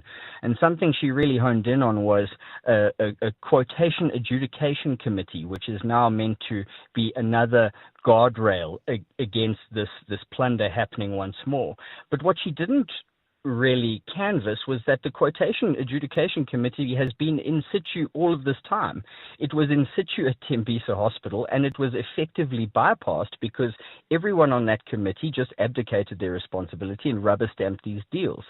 And what also should give us all pause is the fact that this is only regarding Tembisa Hospital. Our own investigation, which has now been public for 2 years, set out that there are at least 5 facilities which were paying these syndicate companies. So this is just the beginning, and I have a good sense that it's going to get much larger. In terms of then what would represent decisive action, Jeff, we spoke earlier to Kaiser Khanyago, spokesperson for the Special Investigating Unit, in regard to freezing of assets, preservation orders around financial accounts, and he set out very clearly how the different measures work. To get that achieved in a court of law, in other words, to get a judge to say you can go ahead and do that, I would have thought you would have had to present substantial and pretty watertight arguments. I'm not sure why, if you've got that level of information, and obviously the Special Investigating Unit doesn't prosecute, but if you're able to put together something compelling around asset freezing and preservation, surely there's sufficient there to get these matters into court. Well, I think the level of understanding should be that whenever we see an asset freeze, it's often a precursor to criminal action. So that does represent progress. And I don't want to be misunderstood. The SIU has done incredible work, and it should be noted that this is a truly vast money laundering enterprise. We've been saying it for years, and now they've come out and agreed with us. And what also should be noted is that these are not friendly people that they're dealing with. They will court the same danger that Babita Deokaran did for flagging these payments. So the SIU must be allowed to do their work, and they must be allowed to do it properly, because we must see accountability at the end of this process, even if it takes a long time. Jeff, one of the interesting things is the comparative analysis they did, where they looked at expenditure on medical supplies related to the number of patients who are coming in. And I won't go into the complex details. What that said to me, though, is that the money matters of the Gauteng Department of Health are not being monitored and managed in any way, shape or form, because presumably amongst the very highly paid flotilla of executives, I don't think flotilla is the collective name for executives, but you know what I mean, the large number of people in executive positions, surely there's somebody who's tracking money, output and outcomes. Well, it begs the question then, John, where was the chief financial officer, where was the HOD, and where was the MEC of the time? We can even go beyond that and say, where was the Gauteng Provincial Treasury? Because this is a single hospital that literally for nearly a period of 5 years was blowing its budget, not only going just over it, but dwarfing it by fourfold. So this is a management failure at its heart, and I think that's where the investigation, the obvious end point should be, because we heard a lot about low-level officials who are basically engineering these deals, but there are other much well-placed officials in positions of authority that either ignored this or enabled it to happen. Thank you so much. Jeff Wicks, News 24 investigative journalist, and the author of a book just published, a couple of months ago, called The Shadow State, Why Babita Deokaran Had to Die. One of the things Babita Deokaran did point out before she was assassinated was she noticed something. 63% of purchase orders worth between 400 and 500,000 rand were linked to one hospital, Tembisa Provincial Tertiary Hospital. And the reason that the purchase orders were kept below 500,000 rand is that the systems for checking the veracity and probity of that particular order only kicked in above 500. Again, to the question I asked, and maybe if you work in Gauteng Health, you've got some sense of how this manifests in your daily work. Surely someone monitors these things and says, hang on a bit, this looks odd. This hospital is not behaving in any financial way in the way that it should. It never happened until Babita Deokaran indicated that something was amiss, and for that she paid with her life. 5:28. EWN Business. Stephen Curtis, to the markets we go. What has the day been like, and what have you got for us after 6? John, good afternoon. I think the phrase you're looking for a group noun for executives is a bonus. of executives. I think that must surely be the one. Yes. The JSE All Share ending the day at 0.51% at 107,244 points.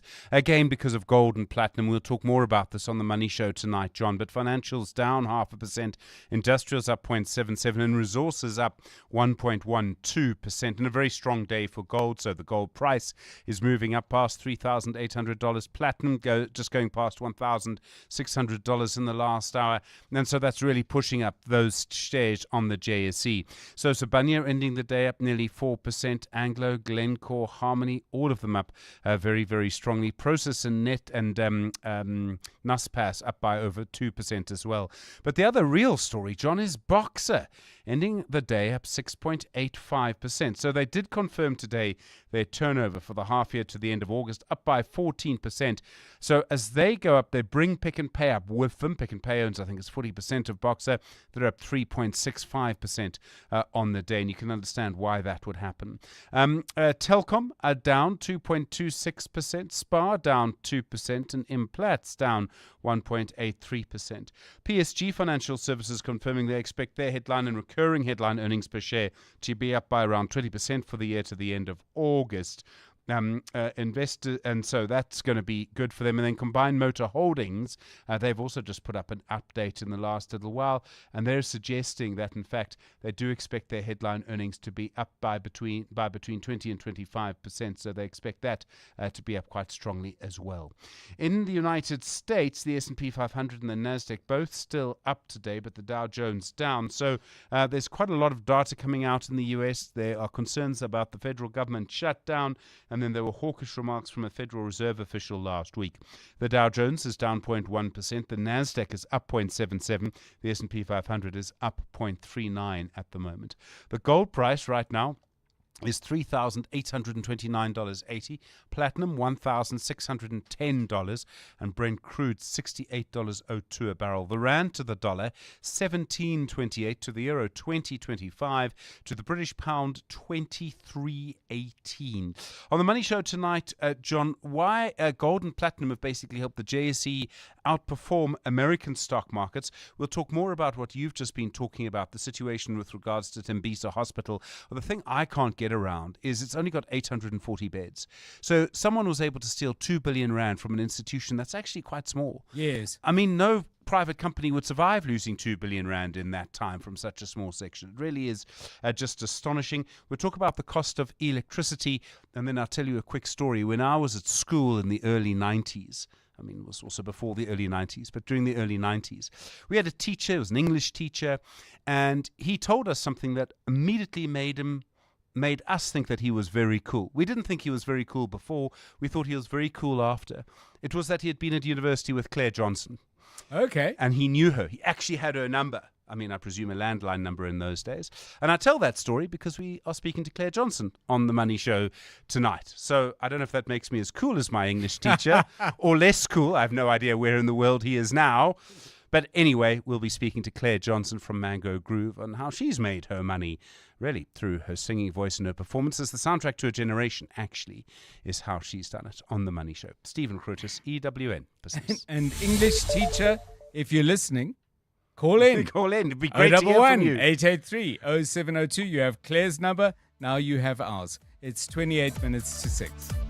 Right, let's get the very latest eyewitness news. Mbali Dlamini joins us with an update out at the Madlanga Commission and all the other day's big stories. Good afternoon. Thanks, John. Good afternoon. Ekurhuleni Mayor Dr. Xhakaza says there may have been errors in the process which saw EMPD Deputy Chief Julius Mkhwanazi return to work. Mkhwanazi was briefly suspended in 2023 over suspected links to underworld figure Vusimuzi Cat Matlala. He was later reinstated despite reports that no disciplinary proceedings were instituted against him. The EMPD top cop was also named in the Madlanga Commission of Inquiry earlier this month for allegedly providing Matlala with blue lights unlawfully. Mayor Xhakaza told EWN during a wide-ranging interview that the city is currently reviewing how Mkhwanazi was reinstated. What would have happened with the two processes? Because if a suspension had happened in 2023, and suddenly for you to activate another suspension, you have to study what would have happened, what were the wrongs because, and I must indicate that the preliminary audit is actually pointing to some of the shortcomings on the process. Cape Town Mayor Jordan Hill-Lewis says he was shocked to find out that an extortion racket was being run from inside the Pollsmoor prison. He has since called for the introduction of cell phone signal blocking technology at that prison. This is contained in a letter to Correctional Services Minister Pieter Groenewald. The mayor says he visited a road construction site in Bishop Lavis recently where he was told about the contractor being threatened. The contractor had abandoned the site because he had received a threatening phone call from inside Pollsmoor prison from a well-known Cape Town shady underworld figure who said, "You better get off that site. This site belongs to me and my guys." Hill-Lewis says police then informed him it was common for inmates to have cell phones smuggled into prison. This is an outrageous situation. We can't have that. You know, the best way to do this, instead of trying to uncover who's running these smuggling rings, just block the cell phone signals, for goodness sakes. Hill-Lewis says Minister Pieter Groenewald has since responded to his letter, saying a tender process is underway to acquire signal blocking technology for prisons. In Limpopo, taxi bosses have committed to safety measures following a crash which claimed the lives of 13 people. It's understood 2 trucks crashed into a taxi on the R81 near Gasegopo yesterday. All passengers who were congregants coming from a church service died on the scene. Santaco Limpopo spokesperson Sipho Malema says they will support the affected families. Santaco Limpopo extends its condolences and commits ongoing support to the families. We are cooperating with authorities and will review safety measures to respond to prevent future tragedies. And US President Donald Trump has renewed his threat of imposing steep tariffs on films made outside the United States. Trump claims his country's industry has been stolen by others. The remarks come shortly after he threatened new tariffs to be imposed this week on branded pharmaceutical products, furniture, as well as heavy trucks. Today, Trump returned his focus to the film industry, saying in a Truth social media post that other countries have taken business from the United States, just like stealing candy from a baby. He did not provide further details on his plans or a timeline for when these tariffs might be enacted. A cloudy Tuesday in store for Gauteng tomorrow. Lows of between 10 and 13 degrees and highs of between 20 and 22. You can still expect about a 20-minute delay in the Midrand area on the N1 northbound between the Bafana Interchange and New Road due to an earlier accident.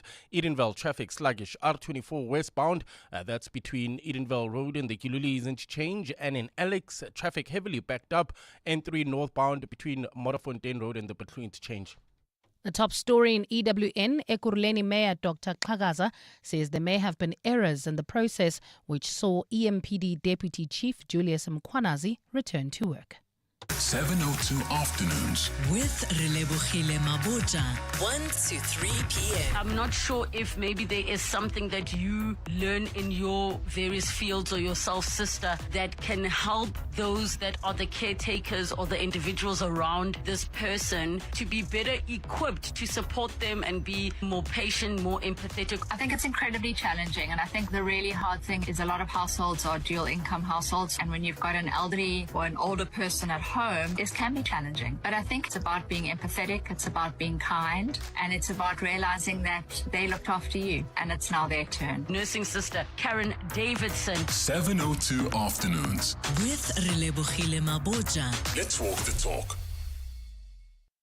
At the heart of global conversations shaping the future, Africa's voice matters more than ever. As Africa's largest bank by assets and lead sponsor of the B20 Summit, Standard Bank Group is proud to spotlight the continent's growth, partnerships and potential on the world stage.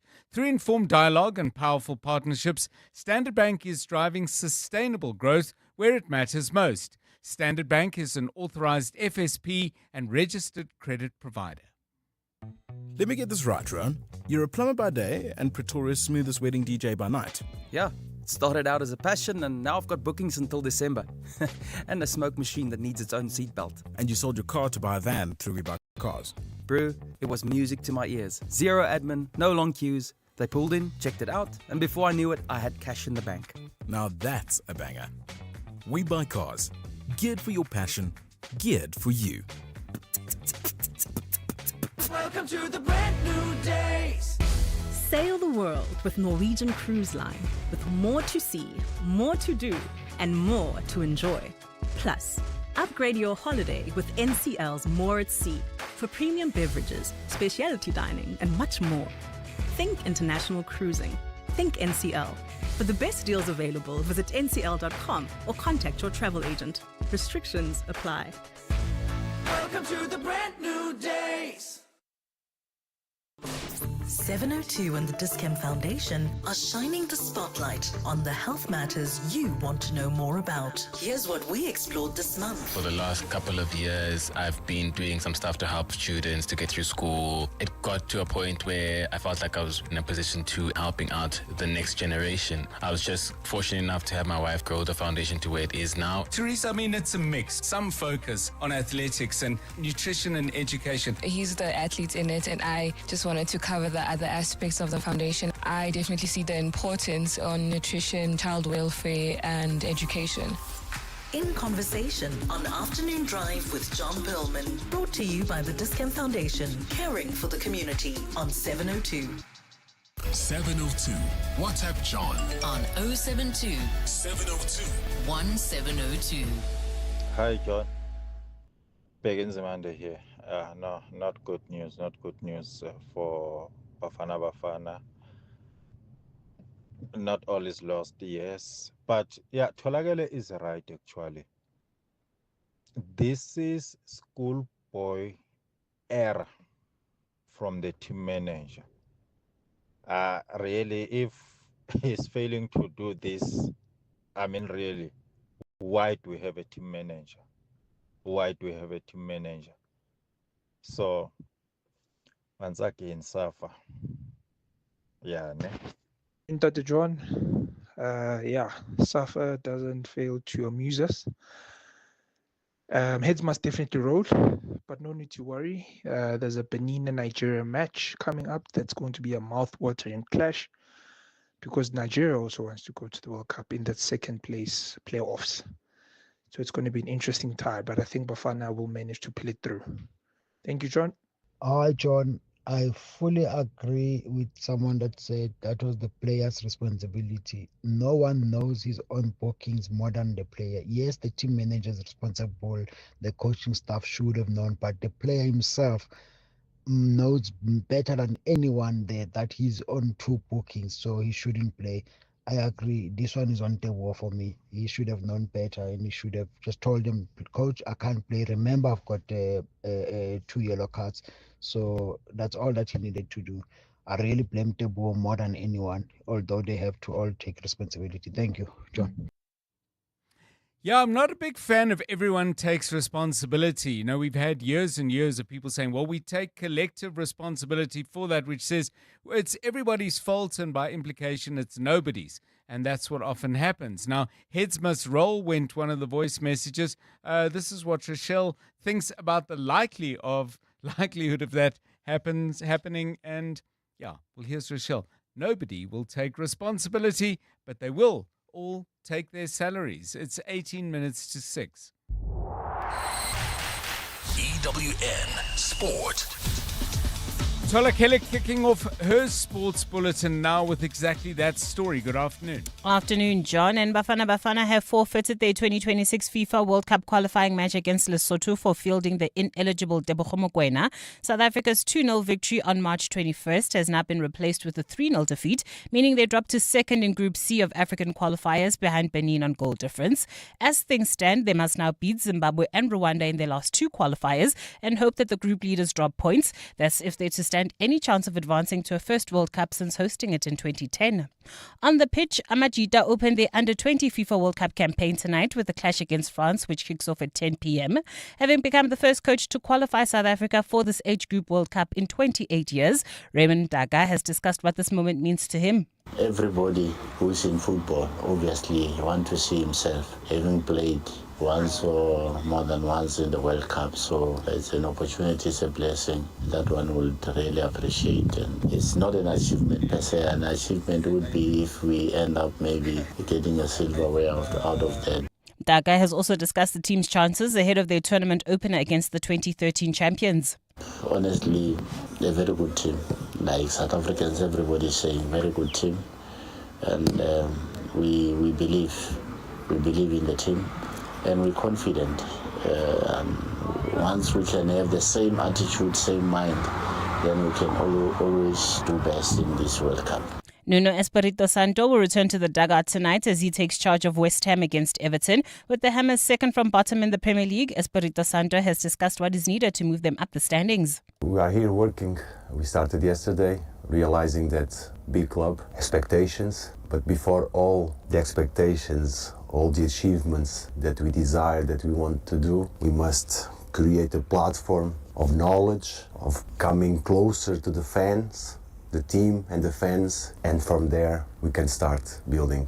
And the Springboks match day 23 to take on Argentina in the final round of the Rugby Championship will be announced tomorrow. The only squad change sees Luat Diaga replace Fanku Mostad, who's stayed behind due to a family bereavement. For Buan Fenta, he's hoping to cap off his debut season with the double world champions with some silverware. Test rugby is just on another level. The speed and the physicality has gone up with some percentage. It'll be tough to say by how much, but like Alan said earlier, being in a team with world-class athletes, I think it makes that transition a lot easier, because you know every guy is responsible and will definitely pull his own weight and do his job, so it's easy to slot in and then express yourself within a team with world-class athletes.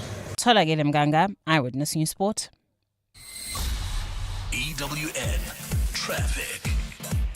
This EWN Traffic is brought to you by Take A Lot. Happy delivered. It's 5:45. And we've got delays in Midrand. Karabo Chale with the details. Yes, you can expect about a 20-minute delay in the Midrand area, N1 North. This is between the Patrol Interchange and New Road due to an earlier accident. Still bumper-to-bumper traffic leaving Sandton heading towards Midrand on the M1 northbound from Greyston Drive all the way to the Patrol Interchange.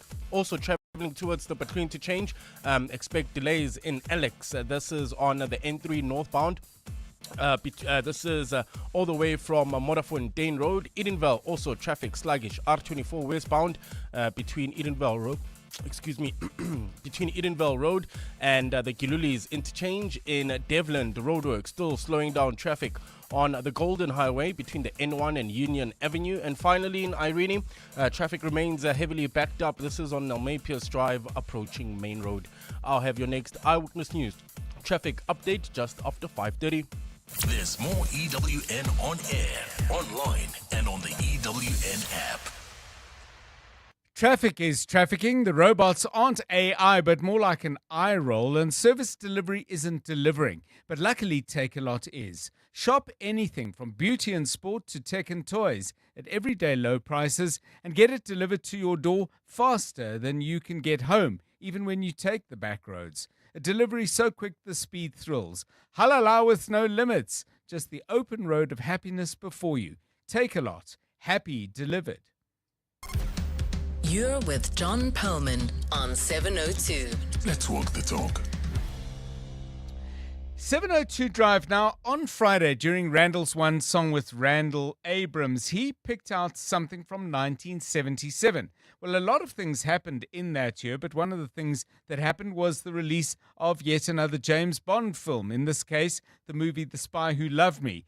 The theme song was Nobody Does It Better by Carly Simon. We had an interesting chat with Randall about James Bond's movie songs. About that particular song, he asked the very interesting question as to whether the song, if it wasn't part of the movie, whether it would have been a hit anyway. And his view was that it was an excellent piece of music that could have stood on its own.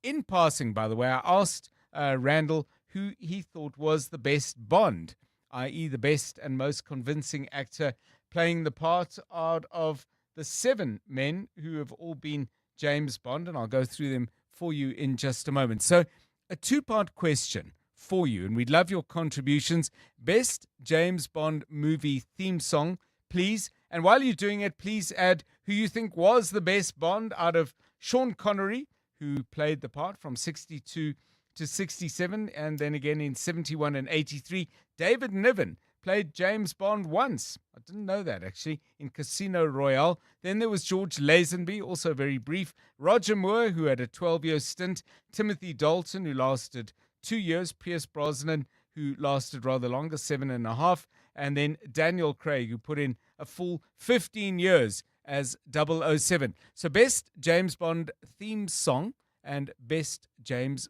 Bond.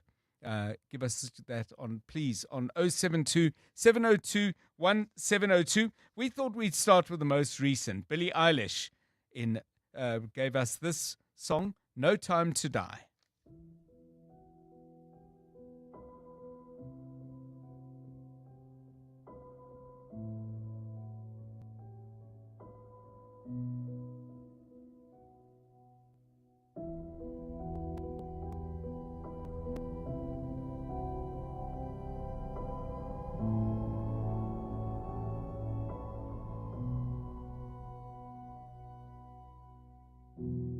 I should have known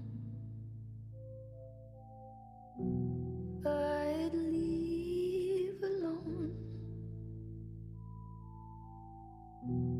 Just goes to show that the blood you bleed is just the blood you own. We were a pair, but I saw you there. Too much to bear. You were my life, but life is far away from fair. Was I stupid to love you? Was I reckless to help? Was it obvious to everybody else that I've fallen for a lie? You were never on my side. Fool me once, fool me. Well, there were certainly enough people who thought it was a great song at the Academy Awards in 2022. No Time to Die won Best Original Song at the Grammys in the year before that. Best Song Written for Visual Media. But never mind the Grammys and the Oscars. What do you think? Favorite Bond song? Best Actor portraying James Bond? Get in touch with us on that on 072 702 1702. Looking forward to your thoughts. 702 Afternoons with Relebogile Maboja, 1 to 3 p.m. I'm not sure if maybe there is something that you learn in your various fields or yourself, sister, that can help those that are the caretakers or the individuals around this person to be better equipped to support them and be more patient, more empathetic. I think it's incredibly challenging, and I think the really hard thing is a lot of households are dual income households, and when you've got an elderly or an older person at home, it can be challenging. But I think it's about being empathetic, it's about being kind, and it's about realizing that they looked after you and it's now their turn. Nursing sister Karen Davidson. 702 Afternoons with Relebogile Maboja. Let's walk the talk. Did you know that all residential complexes are legally required to register with the Community Scheme Ombud Service, or CSOS? Registration is easy and it's free. All registered schemes can access a quick and affordable alternative dispute resolution body and can also learn more about the rights and responsibilities of people living within a community scheme. We'd like to appeal to all unregistered community schemes to register with the CSOS today. Visit csos.org.za to find out more. To celebrate 25 years of helping you live the Premier life, FNB Premier is giving you a chance to win a 14-day European tour experience and other cool monthly prizes. Open any FNB Premier account from September to 31 December 2025. Switch your salary, swipe or tap a minimum of 2,000 Rand per month for 3 months straight. Spend and win with FNB Premier. FNB, help changes everything. TCs and competition rules apply. FNB, a division of First Rand Bank Limited, an authorized financial services and credit provider. Back by popular demand, legendary jazz icon Kenny G will be performing at the Super Bowl at Sun City on Friday, the 3rd of October. Get ready for an unforgettable night of timeless hits and pure musical magic. Get your tickets from webtickets.co.za. Brought to you by Breakout Events and 702. 702. WhatsApp John on 072 702 1702. Hi, John. There have been many incredible James Bond theme songs, but I think my favorite is Skyfall by Adele.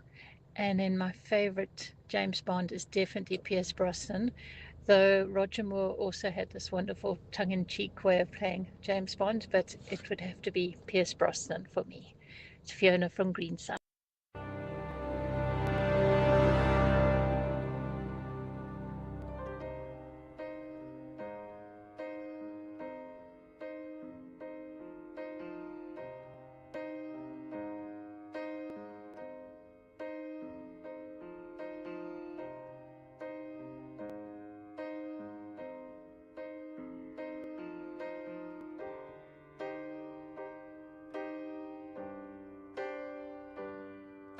This is the end.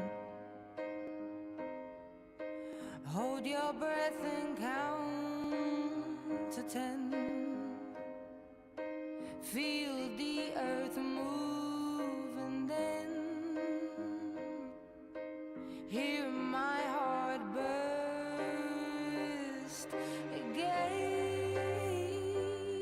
For this is the end. Skyfall from 2012, Adele. Now, Zeno points out that Casino Royale actually was in 2006 with Daniel Craig. I looked it up. I just saw that and I was a bit surprised. Apparently, the Casino Royale from 1967 with David Niven was actually a spoof of the Bond genre and wasn't actually an official Bond show. Now, KG from Joburg North says best theme song for a James Bond movie, License to Kill by Gladys Knight. Best James Bond is Sean Connery. George says best James Bond theme song, Paul McCartney and Wings, Live and Let Die. Jenny doesn't have a song in mind, but says Sean Connery for her favorite James Bond. Nicole doesn't have a favorite Bond, but does have a favorite Bond song. It's You Know My Name by Chris Cornell.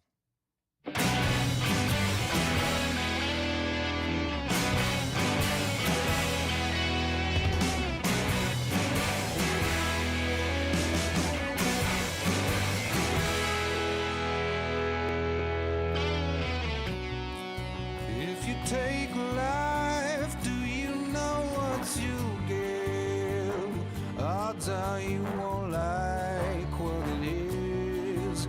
When the storm arrives, would you be seen with me by the merciless eye? You Know My Name, Chris Cornell from Casino Royale in 2006. That was Daniel Craig playing Bond there. 072-702-1702. Let's hear some more from you. Hi, John. Sean Connery, definitely the best James Bond, followed by Roger Moore, also fantastic. And the song Goldfinger, that would be my choice. Carolyn, thanks.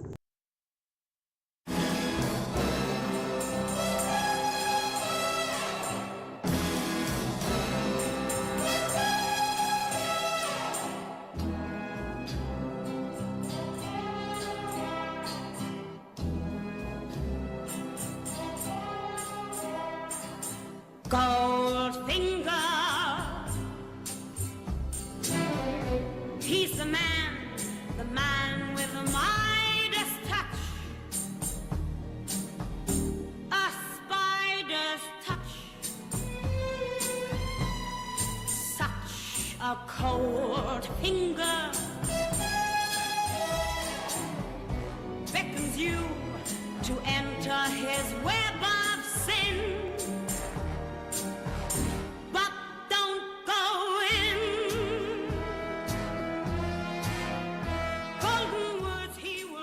Shirley Bassey with the first of, I think, 3 Bond theme tunes that she performed. Goldfinger in 1964, Diamonds Are Forever in 1971, and then Moonraker in 1979. I don't think she did any others. I'm just scrolling quickly. Nothing that I can see. So best Bond theme song and best actor portraying James Bond. I think I'd go with Sean Connery. I have to say, off a fairly small sample size, because I didn't watch a huge number of James Bond films. There's always time.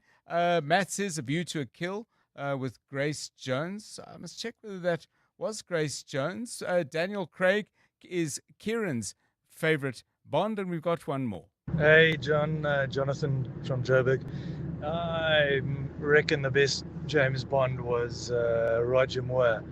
And soundtrack, I think it was, what was it? View to a Kill. I think Duran Duran did that soundtrack sometime back in the 80s. My humble opinion, thanks. A sacred wine, a mystery gaping inside. The weekend's wine, until we dance into the fire. That fatal kiss is all we need. Dance into the fire, to fatal sounds of broken dreams. Dance into the fire. That fatal kiss is all we need. Dance into the fire. Yeah, just on that, that was Duran Duran with A View to a Kill. Grace Jones' role in the movie was actually to play the part of Mayday, who was the lover of a psychopathic industrialist. Not my view, in case he wants to sue me. That's what Wikipedia called him, portrayed by Christopher Walken. I suspect nobody would object to that portrayal. But yeah, a couple of others. Cookie says Sean Connery, best ever. And I think that's going to be all we have time for. But thank you very much. One more from Mark. Definitely Sean Connery, and best song, Diamonds Are Forever. For me, John Perlman, and the rest of the 702 Drive team, have yourselves a great Monday. Good night. And now, The Money Show. With Stephen Grootes, live on 92.7 and 106 FM. Streaming on the Prime Media Plus app. And DSTV channel 856. The Money Show with Stephen Grootes is brought to you by Absa Corporate and Investment Banking, a proud sponsor of South African Auto Week 2025. Good evening. On your Money